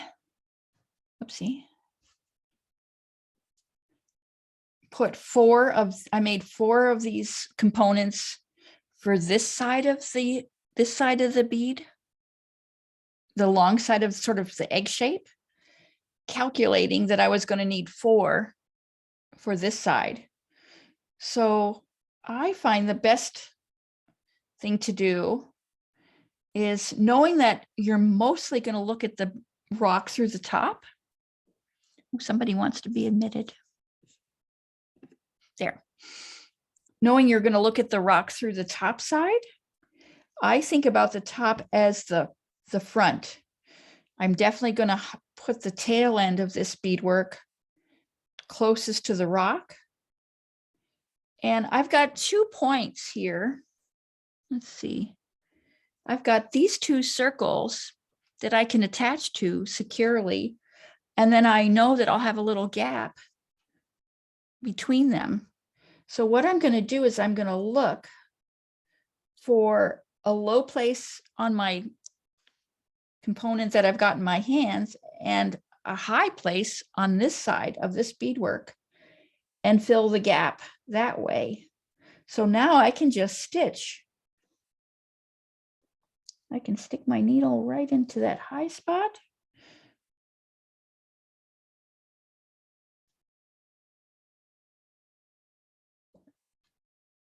And then I can go back to the component again that I'm wanting to add and stitch through the 2 high spots there. So suddenly it's a seamless connection. And I just love that.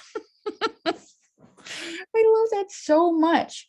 I know that I'm changing bead color here to fill in the gaps. So I'm going to just work my way, picking up a bead, sewing into the high beads, across to the other component that's stable on the rock itself.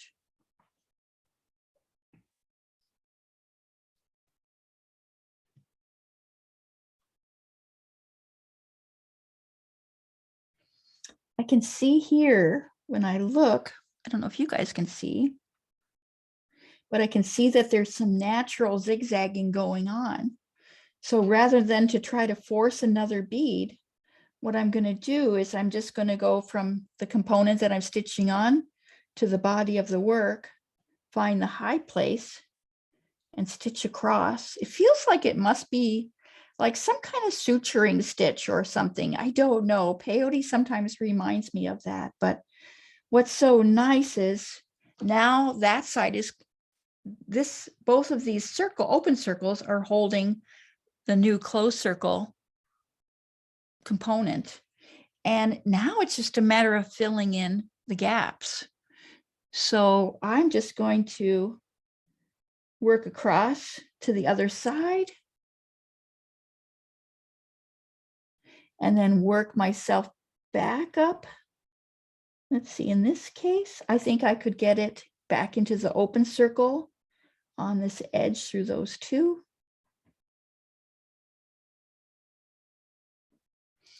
And you guys are so patient and lovely because I have never really taught any kind of beadwork online. So it feels really new and a little nerve-wracking to me, but I appreciate your attention and your sweet questions. Not to worry, Chris, we've all been there. You're doing great. Oh, thank you. It's So very interesting. I would never took to freeform peyote, but I might. It's fun. And well, then, after what Sue just talked about with the duos, and you're thinking, gosh, you could work with, I've always worked with seed beads, but imagine what you could do if you worked with some of these other check beads that are so gorgeous and have that openness to them, kind of maybe combining techniques. This would be gorgeous. And what Sue just did. So basically that's how I'm stitching. I'm going to just keep adding components. I see that I have space for really like maybe 1.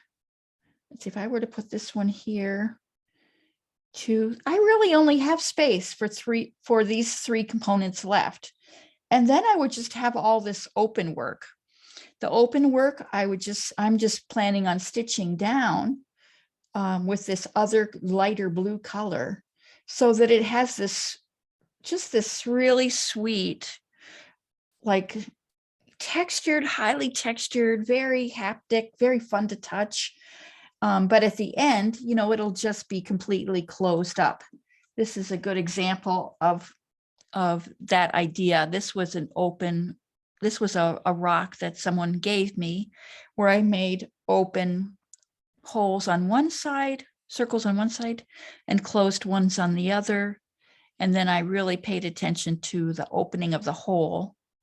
And that definitely has its own sort of larger circle as well.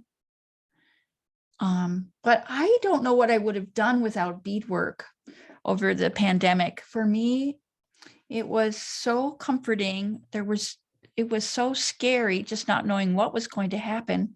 So I thought I'd show you the pandemic vases I made. It's not, I love the idea that Sue just stuffed a Target bag in her COVID ball. But I was feeling like, do I have a job? Am I going to get ill? Are the people I love going to get sick and die? My whole world felt like it turned upside down because no longer was I going out every day. So I made a series of pandemic vases where the vases were turned upside down. So they're not functional anymore as vases. And I'll show them to you. They're right behind me. If I can do that right. Oh yeah, there they are. So they're 4 vases that are like 12 inches long, and it's exactly the same technique. Each top has like its own special message. Like, oopsie, see if I can get this right. This blue one is about, there's a little hand in there. Oopsie, I'm not doing this very good. There's a heart in there. That one is about growing things and being a gardener. And the other one, this silver one, got a little flower to it. And what I love about them, and I didn't expect, was that because they're glass, there's this incredible like stained glass quality about them too, where you can see the other side of the beadwork. And I think that's so cool because I don't think I'll make another one. I feel like I'm okay with all of my angst and worry kind of got out by making those 4 vases, but I'm going back to rocks just because I think they're so full. So I'll promise to get my website up so I can be more articulate in terms of where I am in the world of beading, and I love the idea of someday maybe making kits, but I've never done that. It just seems like a little overwhelming to me for some reason, because rocks are they come in different sizes, but the whole idea of us making beaded rocks together in show of support of Ukraine, knowing that it'd be at the state fair, knowing that Rochelle is behind it with these beautiful kits that can come together, people can create their own designs within those parameters, really seems special to me. I'm so excited and honored that the beaded rocks are jumping off place for that. Okay. How's that? Did I do okay? You're incredible. And so can you talk about what you're doing with the rock garden and the postcards and the for the garden project? Oh, sure. So for the community garden that I'm a part of, we want to make rocks about this size. I'm going to have open beading sessions that are free this summer, where we'll just come together in Rochester at the community garden. And eventually we're going to create a labyrinth, a walking labyrinth, because we're in a neighborhood of older people, and they walk the gardens almost every day when it's nice in the summer. The idea of having a permanent place where people can walk and meditate seems really like it would be just a perfect fit for the garden, and the garden board is totally in on it. They love the idea. I've done some research, and also having talked with Rochelle, that there's ways to protect the thread so that they can hold up to the elements over the course of a year. Although I think in the winter time, what I'll do is maybe cover the whole thing so that if there's animals or whatever, they won't be gnawing on the beaded rocks. I realize too that this project is going to take longer than just one summer. It's going to be probably something that will be ongoing for at least 2 years, and specifically because the garden is expanding. So new gardeners are coming in, and things are going to end up changing around a little bit until we've gotten everybody settled. The postcards that I should have examples of. And I will try to put those up. They definitely are on my Instagram and my Facebook pages. You could. Yeah, it's a series of 20. What was that? Oh, we're trying to figure out how these wonderful petals, like you're so inspiring. We just love your whole thing. And so we're just having a ball. So But I'll get those postcards up at some point and or put them on the Upper Midwest Bead Society's Facebook page. So the postcards were of installations that we made in the garden themselves. And sometimes they were a group of rocks, sometimes it was just one or two rocks. And all the proceeds from the postcard packs go back to the community garden as a way for me to give back to that space and to make sure that the gardeners, it's on a sliding scale. So some people can't afford, they're just lucky they can afford the seeds, or the seeds are sent to them from their home countries, from Liberia or Cambodia. So a lot of the gardeners are growing things I've never seen, like huge, long squashes that look like giant noodles, or spider plants that are like an herb that they would put into their stews. So things that you don't normally see at all are all a part of this garden. And that's another reason to bead in the garden. There's a picnic community spot, and it's so wonderful to bead outside in a healthy way with given everything, to be let people know more about this community garden. And food sovereignty is a huge issue for me, something that I'm really passionate about, because partly because of my mother started a food shelter here in Rochester before she died 30 years ago. It's called, the food shelter is called Channel One, and it used to just be a tiny, hole in the wall. And now it's this huge warehouse that is, just continually growing, because food security is still a huge issue. So it seems like the perfect way to marry a passion for food security, beadwork, staying healthy, being a gardener, growing things, being connected with a community and building community. So, yeah. So would you be interested in having a bead society field trip to the garden, to bead in the garden? I totally would love that so much. And so Margot lives down there, and she volunteered her, what do you call it? The social room to be a place to meet. If you couldn't find the garden, if you wanted to meet first and then go together, as a group to the garden. But so where in Rochester is the garden? The garden is behind Walmart North. I can also write down directions and the address. It's maybe, I would say, 3 miles from where Margot lives. She lives downtown. It's something it'd be nice to have a shelter just in case it's not a great day for some reason. Margot lives in a beautiful spot. But I think in the summertime, it's usually pretty nice, and we could meet pretty easily because there's plenty of parking, plenty of picnic tables. I would say that we would make it a potluck too, so people could eat while they're beading, and also just connect with the local growers there.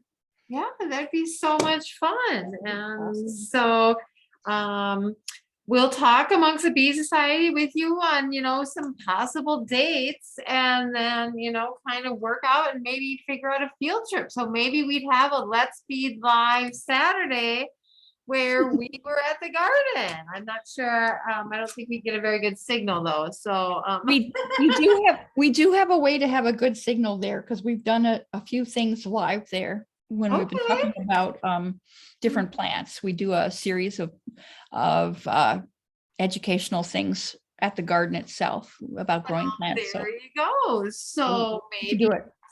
That's one of our summer outings. That would be a lot of fun. And then anybody who wanted to join could easily join, because it's an outside project, granted to be a fun day trip. It's about a 2-hour drive from here, isn't it, Rochester, from Minneapolis? Yeah, it's from Bobby Beads. I can tell you it's about an hour and a half because I've gone directly from Rochester to Bobby Beads. I love it. Thank you so much for using Toho beads. And like I said, the project is working really well, I think, in conjunction, because we just love nature and we love beads and rocks, so oh my gosh, it touches my heart in many ways. Oh, mine too. And I really thank you for being so kind to everyone. This is really, really, really fun. We're so happy to have you. And what they want to know, what's your Instagram? Do you have an Instagram? Oh, I do. It's there's so many Chris Allens. So in this case, it's Christine Elizabeth Allen. CHRISTINE. Christine And then Elizabeth? Yep. And then another E. Elizabeth Allen. All the whole word, all of it. All right. There you go. That's Instagram. You'll be able to see some of the beaded bracelets I've been playing with lately on Instagram. Oh, you got to put the hashtag. There you go. That's what I forgot. So fun. Oh You're my so fun. Yay, this is so cool. We're so excited. And thank you so much for joining us. And if you need any rocks or beads, the rocks are all over the state. Go look outside. I mean, come on, look in your backyard. And I can promise to have rocks when we do our outing in Rochester. I have lots of beautiful rocks too from the Great Lakes that I'll bring in case you don't have a rock you love. And we could also be the Ukrainian inspired rocks at that outing together.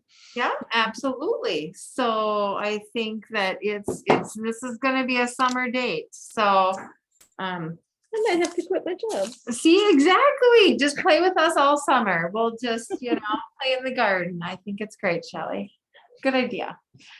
Wonderful. Well, thank you so much for joining. And I really, really appreciate all the inspiration. Oh my gosh. Oh, so much. Huh? It's so much. So much, so much. And so now basically what's going on? We have Lisa doing her third in our series of beaded beads. Oh my gosh, we're so darn excited. So clean up your station from all your beads and get ready for the next session. Here's my. And Lisa, how did you come up with the third bead for this? I was having a hard time. Oh, am I on mute? No. No, you're good. Oh, okay, good. I was having a hard time trying to decide if I want to do a beaded bead or like a beaded end cap. And so I just came up with a happy medium.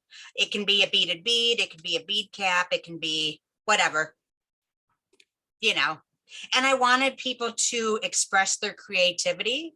There's one of my friends, her name is Jan Carlson. I don't know if I haven't seen her today on here, but usually she is.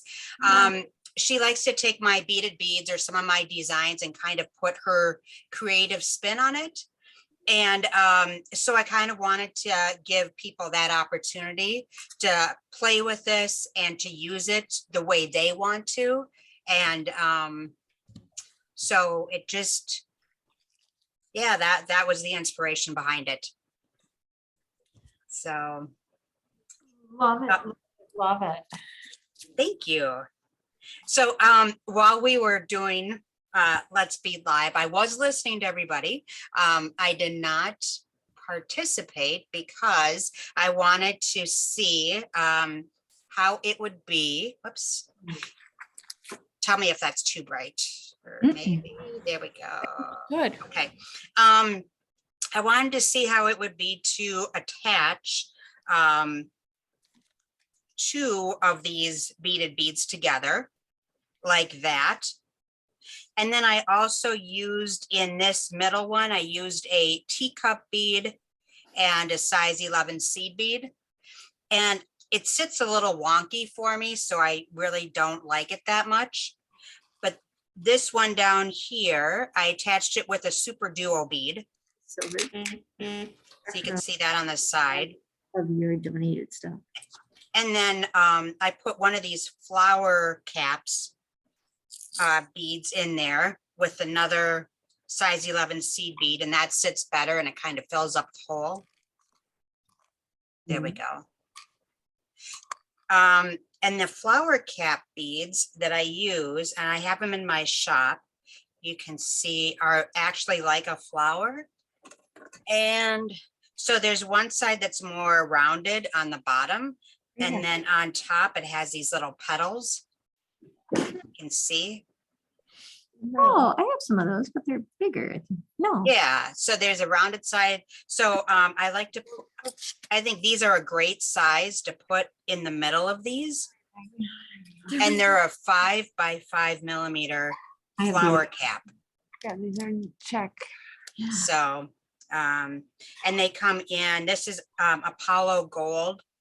There's a champagne luster, which is a honey color. And then there is an alexandrite, which is more of a purple color there. So use those in the middle. And then, so I did that one. And then I wanted to see, maybe that's better. Is that better? There we go. Then I wanted to see how it would look if I used one bead in the front. This is without the flower in the middle. So you can see more of the crescent shapes and the shape inside of it. And then the second one I did, this is the back side of it. And I think that looks good too. You know, you can switch it up a little bit. Both sides look great. So you can see this is, or you can do two of the back side, you know, whatever you want to do. So they're fun little beads to play with. And then there's also different ways that you can attach the ear wire.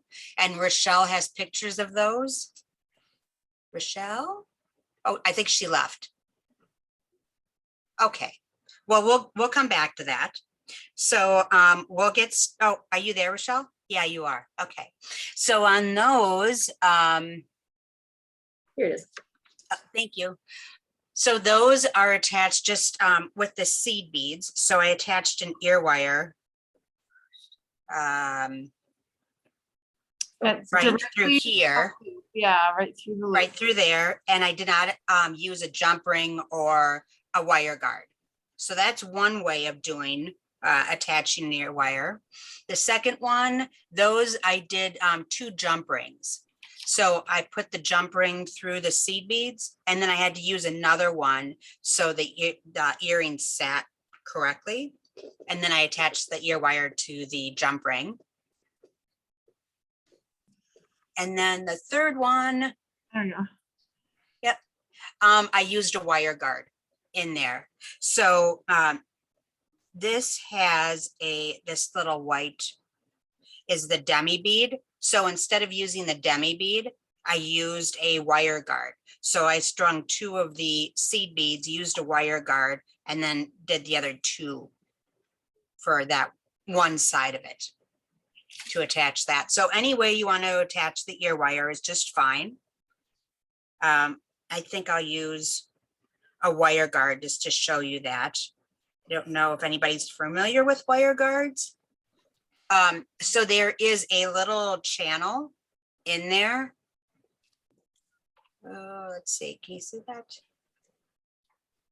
Anyways, there's a little channel and that's where the thread sits in there. And that just, it's used more for bracelets or for necklaces, bracelets, especially because there's a lot of movement. And if you, you know, don't use that, then your thread could fray and it could break the clasp off. So earrings don't have a lot of movement. So you could get away with not using it and just using an ear wire or a jump ring. So whichever one you prefer. The other thing, so the important notes that are on page 2 of this is you want to pay close attention to the pictures for the correct orientation of the beads. And so the steps will coincide with the pictures. So if you thread the other way, then you'll kind of have to use your own, the directions won't make sense. Oh, brown. But you could probably figure it out. And then before we start, I always make sure that the holes and the crescents and the ginkgo beads, both are open. And so that's the third part. The pattern was written in reference to the actual pictures of the beadwork in each figure. So if you hold the beadwork differently, the directional reference to the bead holes and your thread path will not be correct. So I might say sew to the left, and if your thread is coming out towards the right, then you might have to sew towards the right. So, and I think that is all. So we'll get started. Any questions so far? Okay. So I am using Toho 1G thread, and I did not double it for this project. So I'm just using a single strand. And if you want to take the curl out of it, you could run it through some thread wax, and that will straighten it a bit. Okay. So, and I used a 2-yard length of thread. I think that's plenty.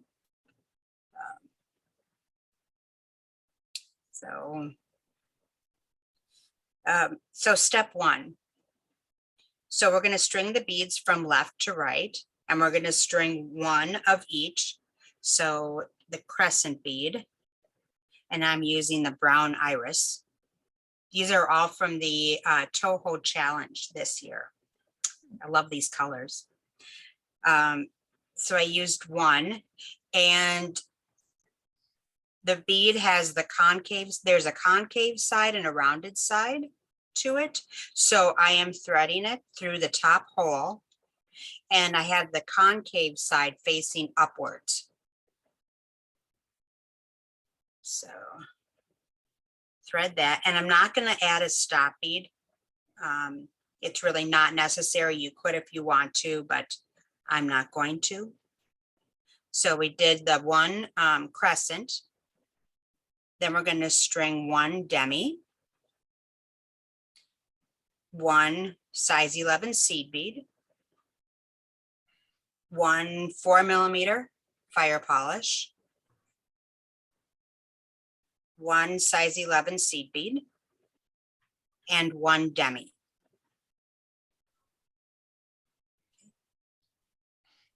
I'm going to push those all the way down to the crescent, and I leave a shorter tail. I work with a shorter needle, so I really don't need that much of a tail. Leave however long of a tail you want. I usually say between 5 and 6 inches, but it's up to you. So we have the first sequence of beads added on there. And now I'm going to repeat the sequence 2 more times. So I'm stringing another crescent, and make sure that when you string it, it looks exactly like the first one you strung. So through the top hole, and this concave side facing upwards towards you. Okay. All right, and then we're gonna string another size 11 demi, size 11 seed bead, 4mm fire polish, size 11 seed bead, and a demi.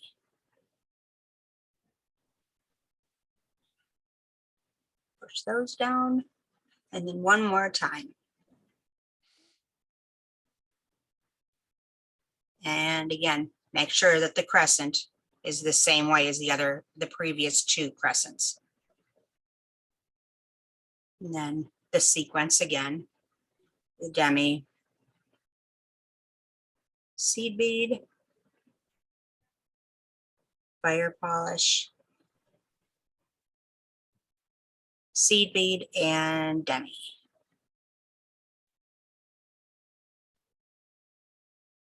Okay. Move this one. So now we have a total of 3 crescents, all facing the same way, and all with the top hole you strung through the top hole of each one, concave side facing upwards. And then you have 3 sequence of beads. Okay. Good so far? All right. Then I'm going to form a circle like that. And I'm going to take, this is my tail thread here. This is my tail thread. Oops, I'll keep my finger on my tail thread. So my working thread, I'm going to sew through the beads again, the same hole, just sewing through all the beads. And then when you pull your working thread tight, make sure you're hanging onto your tail thread. Otherwise, they're going to go all over the floor. Okay. So, and I'm going to continue to sew through all the beads.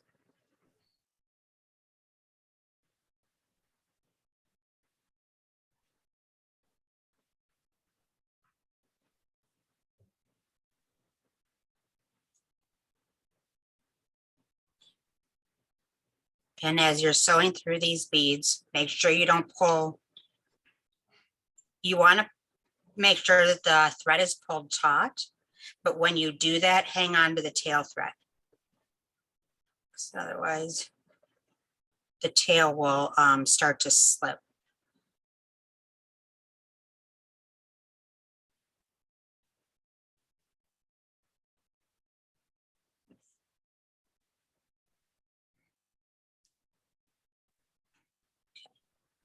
So now I'm back at the beginning.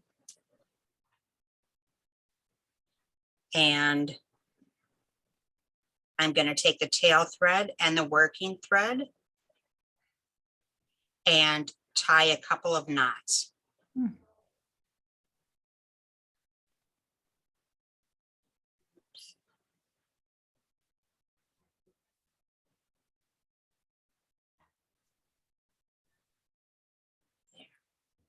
When you do that, just pull the thread tight. And that should eliminate any gaps. Oops. I'm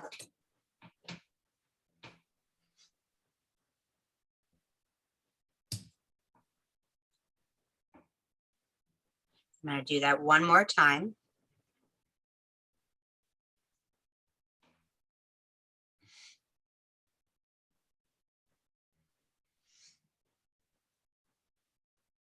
Okay.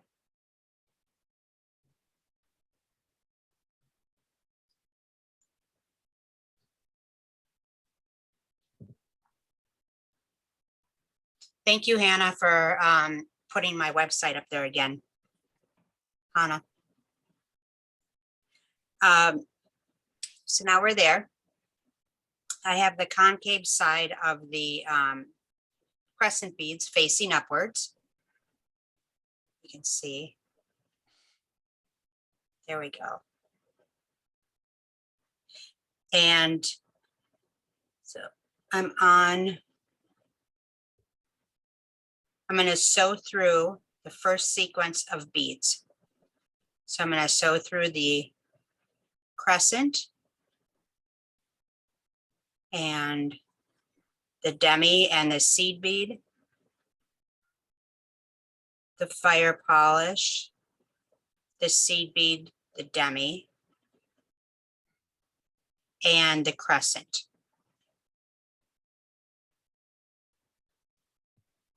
Oops.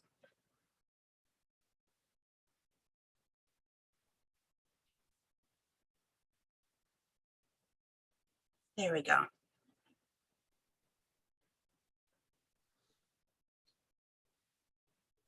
So with my thread coming out the top hole of the crescent, I'm going to step up and I'm going to switch directions. So now I'll be sewing towards the left side, and I'm going to sew through the open hole of the same crescent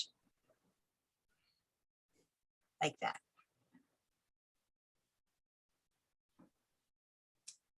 Oops.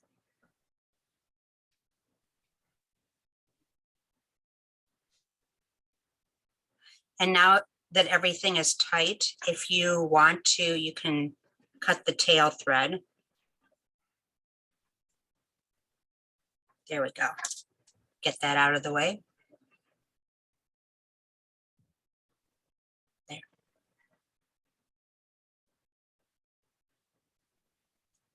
So now we're there. And we are going to be working on this bottom side now. We did the top side. This is the top side here. And now we're working to add the ginkgo beads on the bottom, which is here. Okay. So we're gonna take a ginkgo bead and sew through the right side hole. And you're gonna sew from the point of the ginkgo bead. This is the point right here. You're gonna sew up towards the rounded side. So this point is gonna be facing your beadwork. And the rounded edge part of the ginkgo is gonna be facing towards you.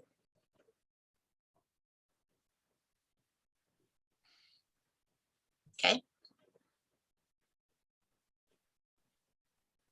Is that good? Okay.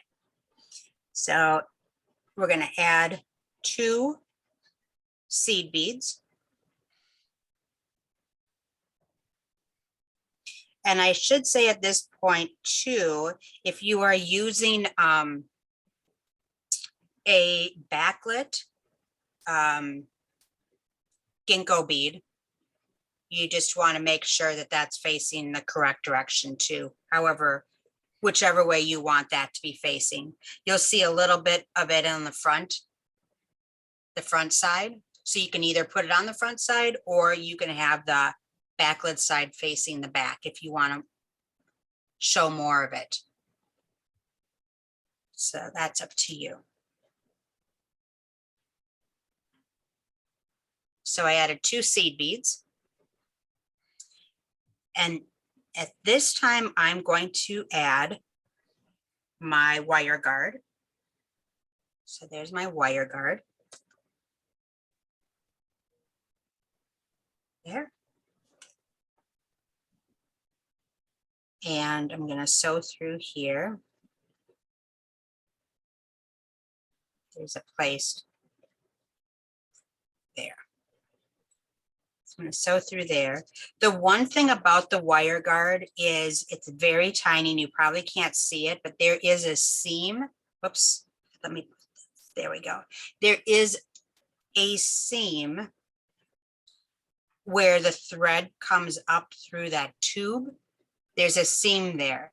So sometimes that seam is not closed completely and your thread might go through it. So that's just something to be aware of. You could, I just kind of give it a little tug and make sure it's not going to go through there. which it might. Nope, it looks good. It looks good. So there. Now I'm going to sew down through the other little tube of the same wire guard. Okay.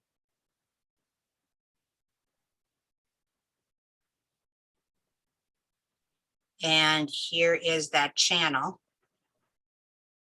So when I pull the thread,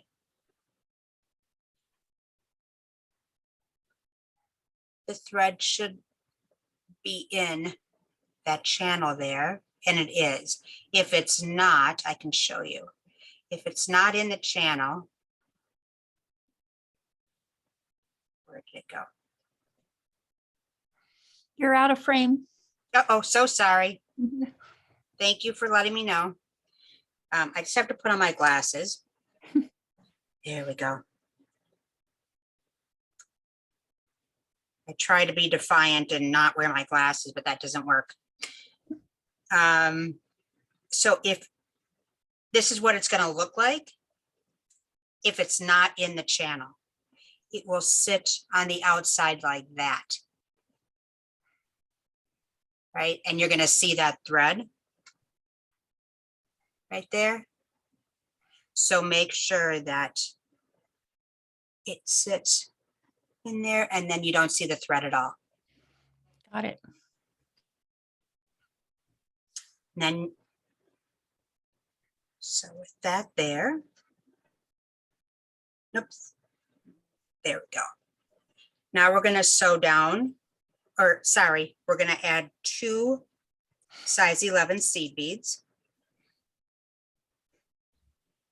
And now we're going to sew down from the rounded side of the ginkgo to the pointed side.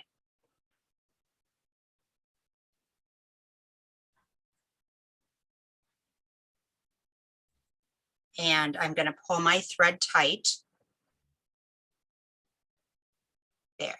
It should be snug up against this crescent bead. And then you are going to sew through the next open hole of the crescent. So if you look at the pictures, this is the way it's in the pictures. And it's figure F that it should look like. And when you pull this, you can see that the 2 crescents are snug where that point in the ginkgo bead is. Like that.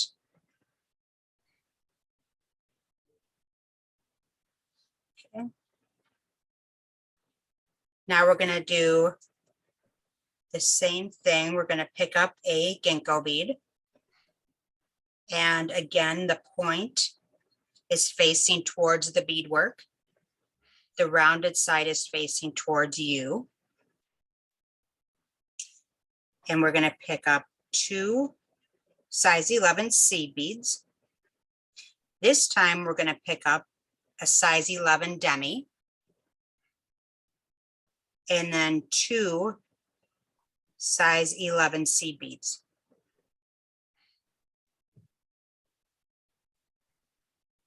Okay, I'm going to push those down towards the ginkgo. And now I'm going to sew from the rounded side to the pointed side through the other hole, the second hole of the ginkgo.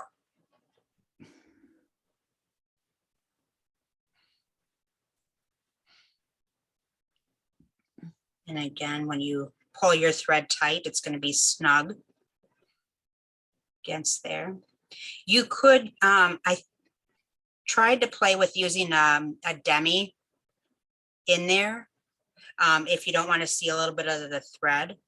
I'm not sure if that will work. I didn't, I was trying to get the earrings done to show you a sample, so I didn't use them all the way around. But If you have good tension, you really shouldn't see too much thread.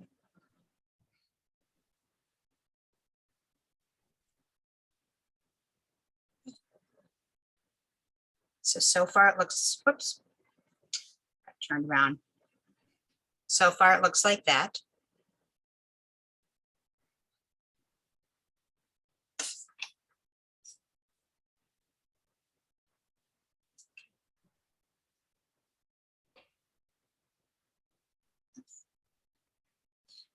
And now we're going to add one more ginkgo.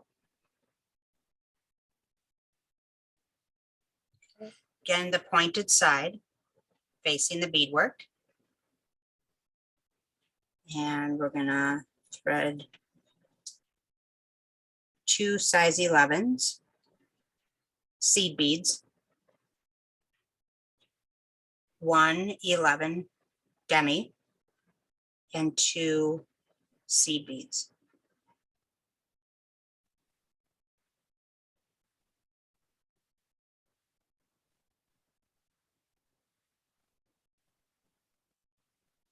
And then we're going to sew down through the open hole of the ginkgo.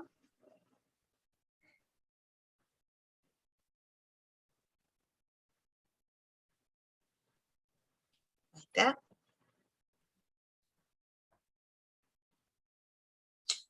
And to close this bead up, we are going to sew through this. So we're going to sew through this same hole that we used in the crescent. So it's the bottom hole. So there's where the fire polish is on top. Do not use that hole. Use the hole on the bottom.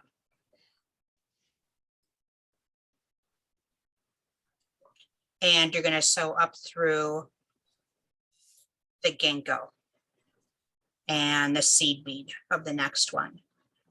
So you see how there is the fire polish bead right here. And you're going to use this hole of the crescent.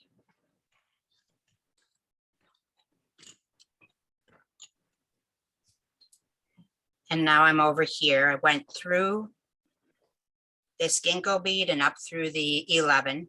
And now I'm just going to retrace it. I'm going to sew through the next 11, the wire guard, the 2 11s, and then down through the ginkgo.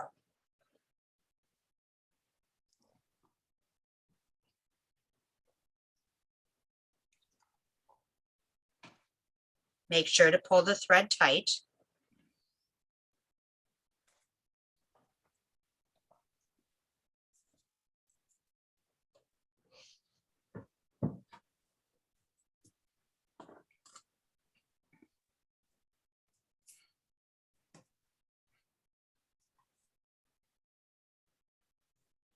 Oops. I see that I did not go through the, maybe that was the first time. Huh. I think I missed going through the crescent the first time, but don't look at that.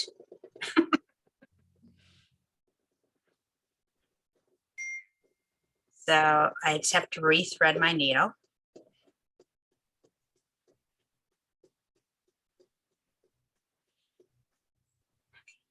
So my thread is coming out of this ginkgo here. And I'm pulled the thread tight. But I think because I skipped that crescent, it's not there. You can kind of see that there. If you are going to add the middle bead at this time, what I do, whoops, is I just insert my needle into the middle of the beadwork, and then I come out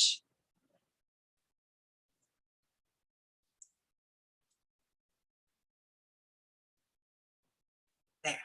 So I'm coming out the center of the beadwork on the front side. Okay, so I just put it in the Just insert it in the middle and then comes out the center. Okay.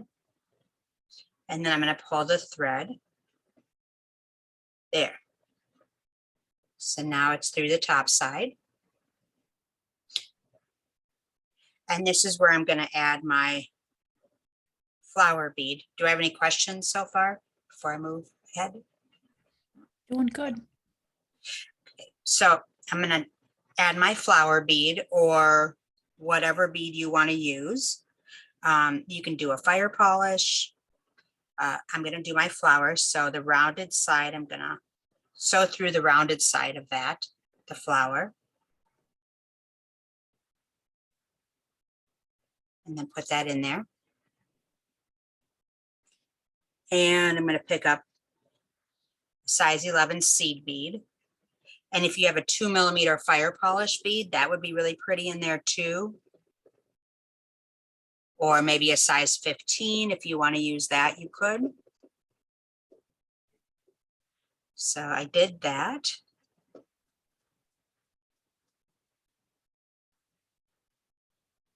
There. And now I'm going to, I'm not going to sew through the 11 again. Okay. Not sewing through that. I'm just going to sew through the flower. And again, we're going to go from the middle of the bead, from the front side to the back side to the middle. See that? Just straight down the middle. And this is where my seed bead is. Oops. There's my seed bead there. And I'm going to pull this tight.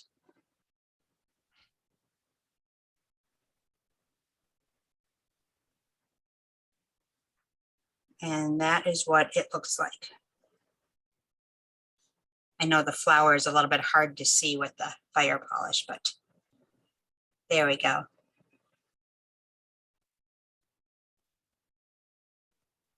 There's the flower in the middle. And this part is optional. You don't have to do the flower in the middle. You can certainly leave that out. And it looks good open in the middle too. You can see more of the design in the middle with this. So whatever you want to do. So now that my thread is on the back side of the beadwork, I am going to, it doesn't matter which ginkgo you decide to sew up through.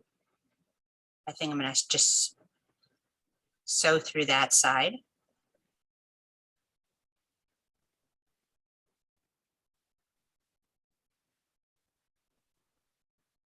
And I sewed through one size 11 seed bead.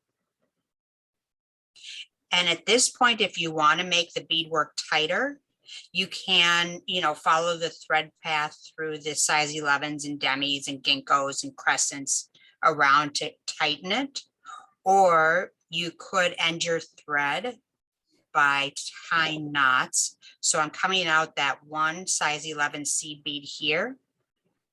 I'm just going to take my needle and put it under the beadwork, under the size 11s. Come up and then sew through the knot or sew through the loop. And that's going to be my first knot. I'm going to sew through a couple of beads, a few beads. Pull the thread. And again, I'm going to sew under the size 11. Come up. Made a loop. Sew through that. And then pull the thread tight. And then just to hide that knot, I'm sewing down through the size 11. and through the ginkgo bead.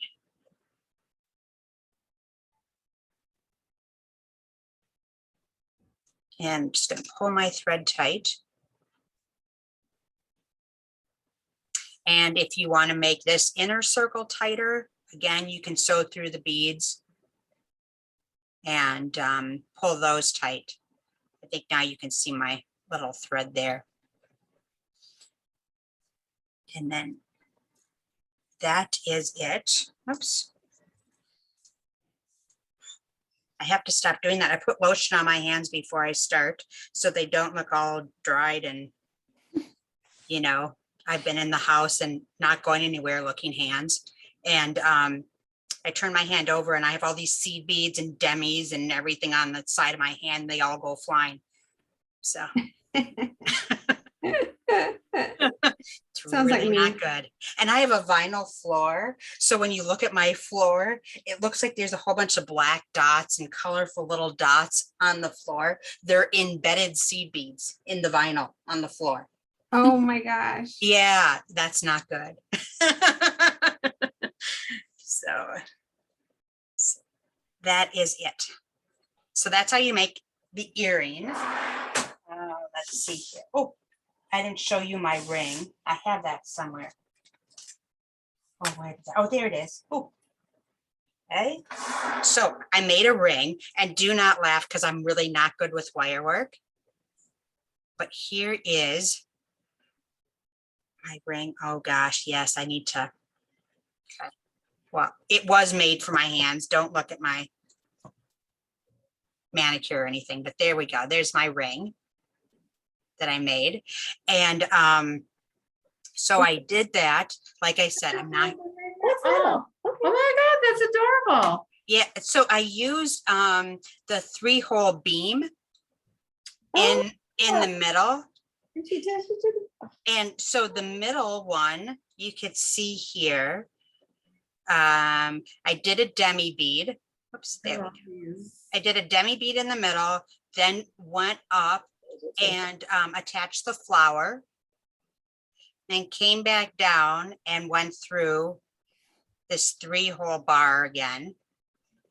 And then I had attached the wire to the other 2 holes. And I created a loop. You can see there's a little bit of a loop there. And really my beadwork is horrible, but so. You're so judgmental. It's beautiful. Well, thank you. So there's, No, you're not. and nobody's going to see the bottom side. It's all about the top side. So there. I love it. That is so adorable. Mhm. So you can make a ring, and then for the ornament that I did, or a pendant, what I did, instead of adding the guard here, you're just going to use the 2, you're going to do this sequence, 2 11s, 1 demi, 2 11s, all the way around. And then what I did is I came out, I believe I came out through the demi, and then I started adding drop beads. So I would just pick up a whole bunch of, miscellaneous beads. You can do flowers, fire polish, teacup beads, whatever. And then that is when I added my fringe. Oops. And I just added it however long I wanted it to be. So you could just, pick up whatever beads. I will say, if you are going to add this fringe, the Toho 1G thread, I would definitely use that instead of the fire line. The fire line is too stiff, and so it will create a bunched look, and it will pull the your fringe won't be nice and loose. It would be, kind of twisted like to the side or something, and it's not a pretty look. So I would definitely use the 1G thread. But then you can add seed beads, you can use size 8s, size 6s, size 11 seed beads, whatever you want. And I think that that's a great way to use the beads in the, if you were able to get your hands on one of the Toho challenge kits for this year. I think this is a great way to incorporate some of those different beads, the squares and the icos and the different size seed beads and all the colors into that fringe. So that's something you can do with that. You could use these flowers on, I have a netted bracelet that I made, the white, and then I use these flowers in the netting. You can also put them on a glass, or I have it. You can do netting around an ornament, like a round ball, and then put these on there as a Christmas ornament, you know, all the way around, or however many. And then again, you could add your fringe on the bottom. That would make a great ornament. You do that with the, there we go, with that on the bottom. So there's a lot of ways to use these. And that's why, you know, there's so many ways to express your creativity with these little beads. They're little and they work up fast. And where you go with them is totally up to you.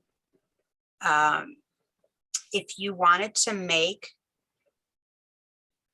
an end cap with these, hold on. I would probably, let me take this middle out. Well, let me use this one here. So instead of adding something in the middle, you could put your beaded rope inside and sew through the beads and attach it to the beads inside. Or you could use a size 6 bead. Size 6 beads work in there too. I can show you.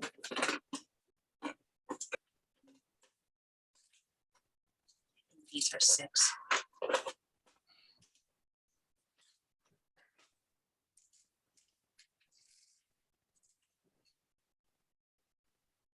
So there. The size 6 beads do work in there. Sorry, it's not a good color, but that fits nicely in that hole too. And that's how I hung that ornament in the shop. There's an example of it. Oh yeah, there you go. I think Rochelle has it there. Kind of off screen, but it's there. So I just used some size 6 fire polish. Oh, there you go. Thank you, Rochelle. And I attached a, yep. So the blue are size 6. And then the cream colored bead is a pearl. And I think that was a size 8. And I just did it with a head pin. So that, oh, let me get one out. Sorry.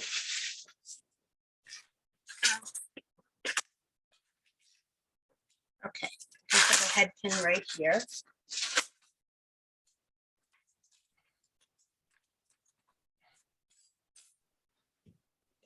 There's a head pin. So it has a pin on that one side and then it's open on the other. So I just took that fire polish and then a bigger bead, bigger one here.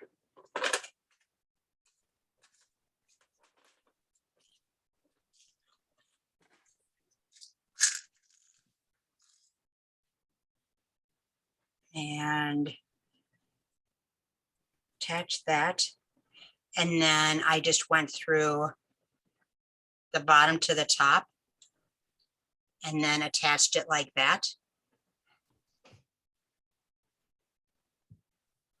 So there's the bottom, or you could do it the other way too. It doesn't matter. And then I think I put a flower on there, put that down there. And then just draped the some beads off the sides. So right around here where these seed beads are, that's where all the fringy ones went. So that's one way, or you could just even do this as a pendant. You know, that would be good. There's the bracelet too with the netting. And I think that would be great on the ornament, do the netting around the ornament. And then put the flowers. I'm pointing to the screen, like you can see me pointing to the screen and the flowers. Sorry. But you could see the flowers on there. So yeah. You know, Lisa, in your demo, the crescents were kind of curling in toward the middle, but in the pictures, it looks like they're bowing out. Does that, maybe I'm losing it on the finished? So depending on what, But I guess it's just flexible, whatever you want to do. I see what you mean. Like in figure J1. Yeah. Okay, so I think what I might have done is I might have just switched. Oh, hold on. And that's fine. I just didn't want Nope, that's a good observation. So you could see here. There we go. So you see where these are curving in, the crescents are curving in there. And then Yeah. on J1, they're facing more outwards. Yeah. So I guess it's how you put the crescents on, Yeah. which hole you use. So if you wanted to, you could, or it depends if you want to have the concave side. So this Yeah. with the crescents facing in, the concave side of the bead is facing inwards Right. like that. Yeah. And in figure J1, I had it where the crescents are more like that facing outwards. Yeah, they're both cool. Mm-hmm. So you Okay, could, then I'm just not crazy. Yeah, I'm not crazy. no, that was a good observation. Yeah. So any way you want, you can either have them inwards or outwards. Okay. And that's why I was saying these beads have just so much potential, and you could play with them and really do whatever you want. Great. Thank you. You're welcome. Oh, Yeah, made like a little bowl. Yes. Cool. Yep. And then in that little bowl, I mean, you know, you can do your beadwork in there, thread a rope through there. So you can, Yeah. yeah. Oh, Thank sorry, you. I didn't mean to stop the video. Whoopsie. I meant to turn it. Okay, there we go. So, any questions? Oh my. I love how it's such a versatile pattern. You can just do so much with it. Yes. And you know, I know that I was intimidated the first time I got a Toho challenge kit. I was somewhat intimidated because there's all these beautiful beads and beautiful colors. It's like, what do I do with all of them? And, you know, I just thought, well, I can use seed beads. I know how to play with those, but I didn't know what to do with the other ones. So I really wanted to give people that option to use all of their beads in their kit and just explore, because I love playing with the beads. All the Well- different shapes and sizes and colors. And the ginkgos are a little harder than some of the other shapes and the crescents because they're not a symmetrical bead. And so you have to come up with a different perspective. And I just love how your brain thinks. Let me just put it that way. It's Finally, somebody loves it. Yay. So yeah, well, I mean, playing with these for 10 years, I've never hooked them together like this or even thought of like, because we were talking, the crescent and the ginkgo, you would think with those curves would marry, but yet they're a challenge. And this is just so pretty. thank you. Yes, well, that was one day I went into the shop to go shopping, of course. And Rochelle loves to give me these little challenges. So this was her challenge. Oh, how about you make a bead using these ginkgos and crescents? And I kind of looked at her and I thought, okay, sure. So that's why, yeah, in the beginning, I was just scratching my head. Wasn't sure what I was going to do. And then my muse and my head just got into an argument because, one wanted to make, the beaded bead and the other one wanted to make the end cap. So it was kind of a marriage of everything. Yeah, it's adorable. And I just, sometimes a little challenge is a good inspiration. And Yes. yeah, you got to be careful if you walk in here and ask me what I think. But I love that because I feed off of people, that say, here, use these beads. And I love the challenge. Sometimes it takes me a little while, but I love that challenge. So it keeps me on my toes. Very well. I'm so happy. Can't wait to see what you make when you're done. And we do have a, giveaways at the Twin City Bead Bazaar. We have challenge kits we're giving away at just like I said, for showing up. You'll get a ticket when you come in, and it is your door prize drawing ticket.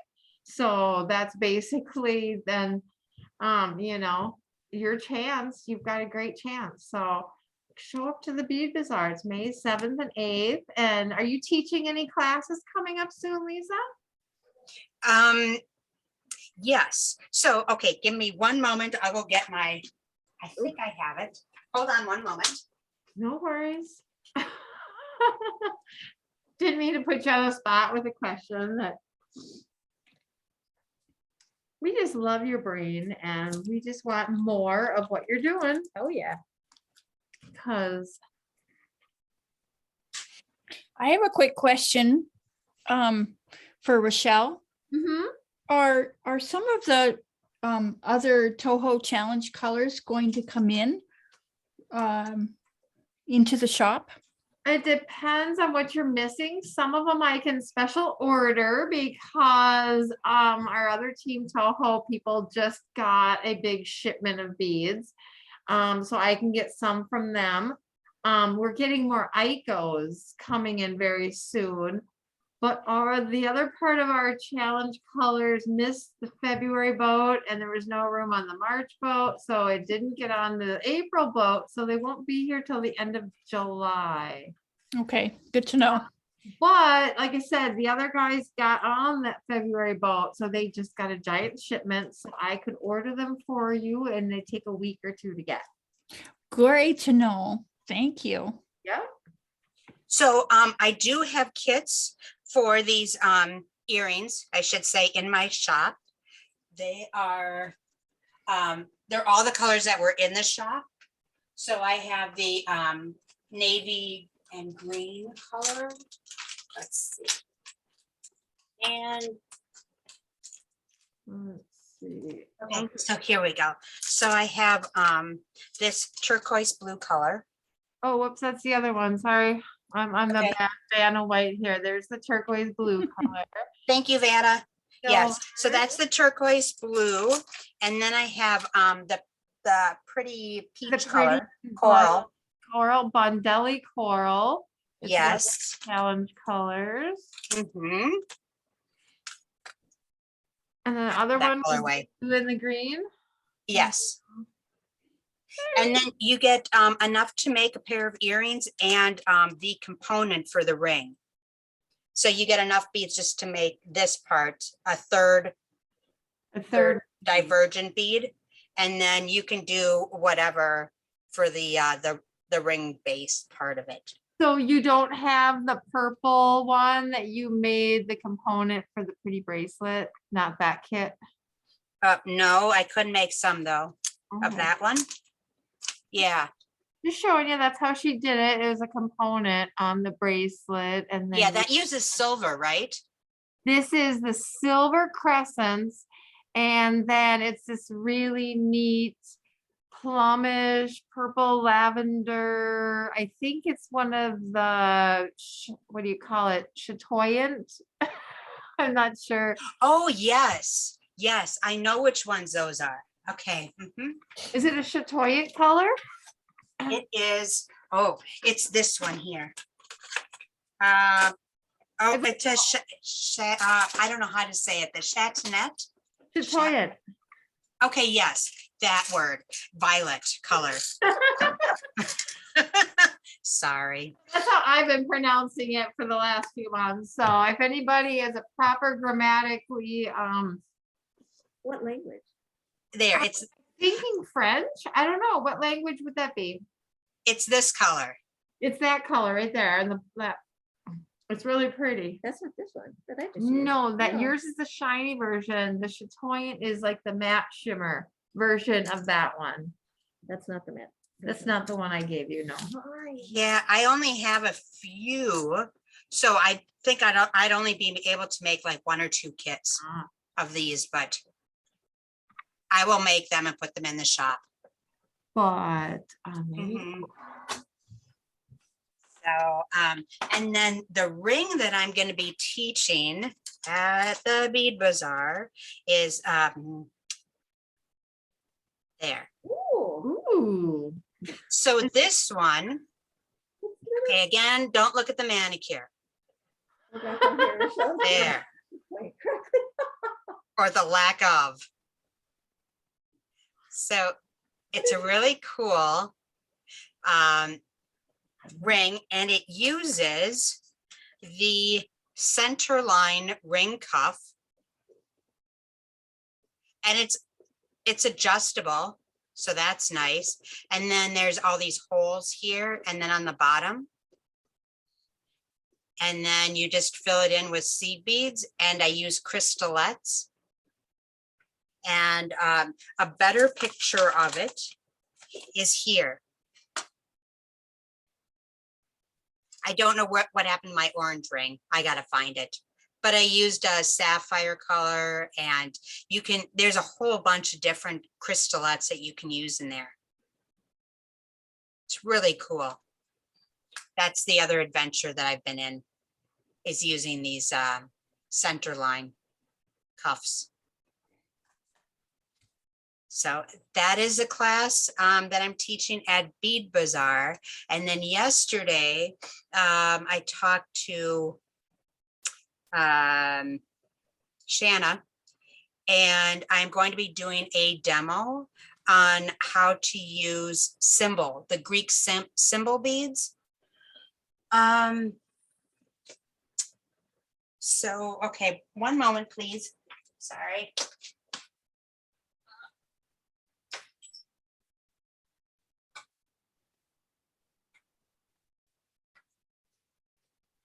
So there is many different kinds of symbol beads. Some of them are magnets or magnetic clasps that you could use. So that is this one here. This is one of the symbol beads. And they come in each of the 4 metal colors. So this one is a 24 karat gold plated. There's also rose gold, antique bronze color, antique brass color, and silver color. And they have several clasps. They have bead connectors, and there's just earring findings, and love them. I use them a lot too. So I'll just be showing samples of what you can do with them. Maybe have some earring samples. So that's what I'll be doing at Bead Bazaar too. And then Maggie and I are going to be having our booth. So stop by and see us if you manage to get out there. That's it. Any questions? No. Everybody's on mute. Everybody's on mute. Thank you so much for filling in all the little parts here in our chat. Everybody check out the chat. And thank you, Allison. I think she was the new person who joined us. Yeah, I was trying to check her. Yeah, so welcome, Allison. And whoever else is new joining us, welcome. Where I think she might have dropped out. I was trying to find her to pin her. Oh, yeah. To, I was put probably her on the boring her with all spot. my chatting. But we always want to put her somebody on the spot. It's kind of the fun of a new group, right? A close up. Look who we found. Exactly. Well, thanks for joining, everybody. We're just so excited whether you're new or old. We're just really love to have you sharing your time with us. And our next big meeting, we will have Adrian Gaskell. That's our private meeting for our member meeting, members only, on May 2nd, Monday night at 6 o'clock. And then we'll do our Let's Bead Live in the middle of May as well. So we'll announce those people as soon as we get them all booked in. And what is our next Let's Bead Live for next month? It is May. Well, we haven't decided yet what it is because I'm still working on getting teachers booked in. So if you want to teach, then message me about teaching because we're booking in May and June and trying to get everybody excited about joining us, doing something different. So if you want to see something in particular too, message us. What do you want us to teach? I'll search out people in every medium that you want to learn about. So that's kind of the goal is what do you want? We'll try to get it for you, right?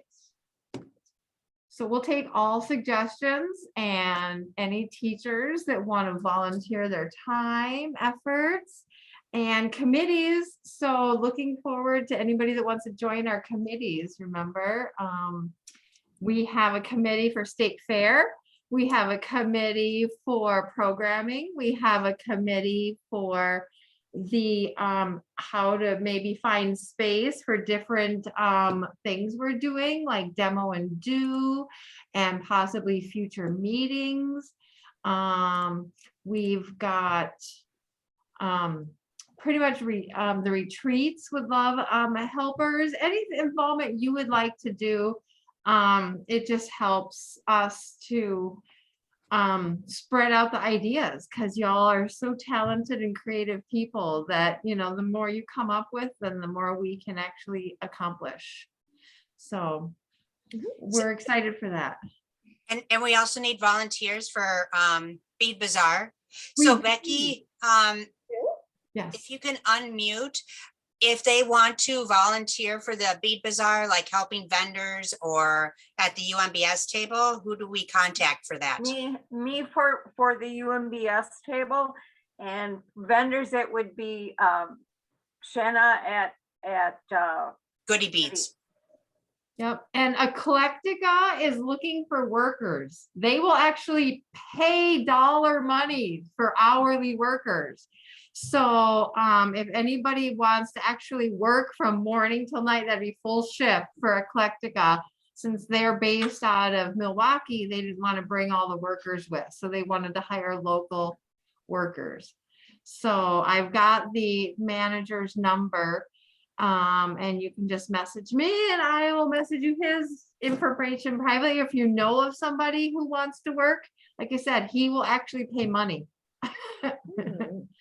So The Bead Bazaar is Saturday and Sunday. It's May 7th and May 8th. So Mother's Day weekend. Yeah, bring your mom, bring your Mhm. family. Have your mom work at the booths. Help us out. Exactly. You got it. And so stop by the Team Toho booth. We'll be making peace rings. Yay. And we'll have peace ring kits, and then you can take your picture and do a hashtag. And then we also have the peace ring bead along, which we are doing in celebration of Earth Day with Team Toho.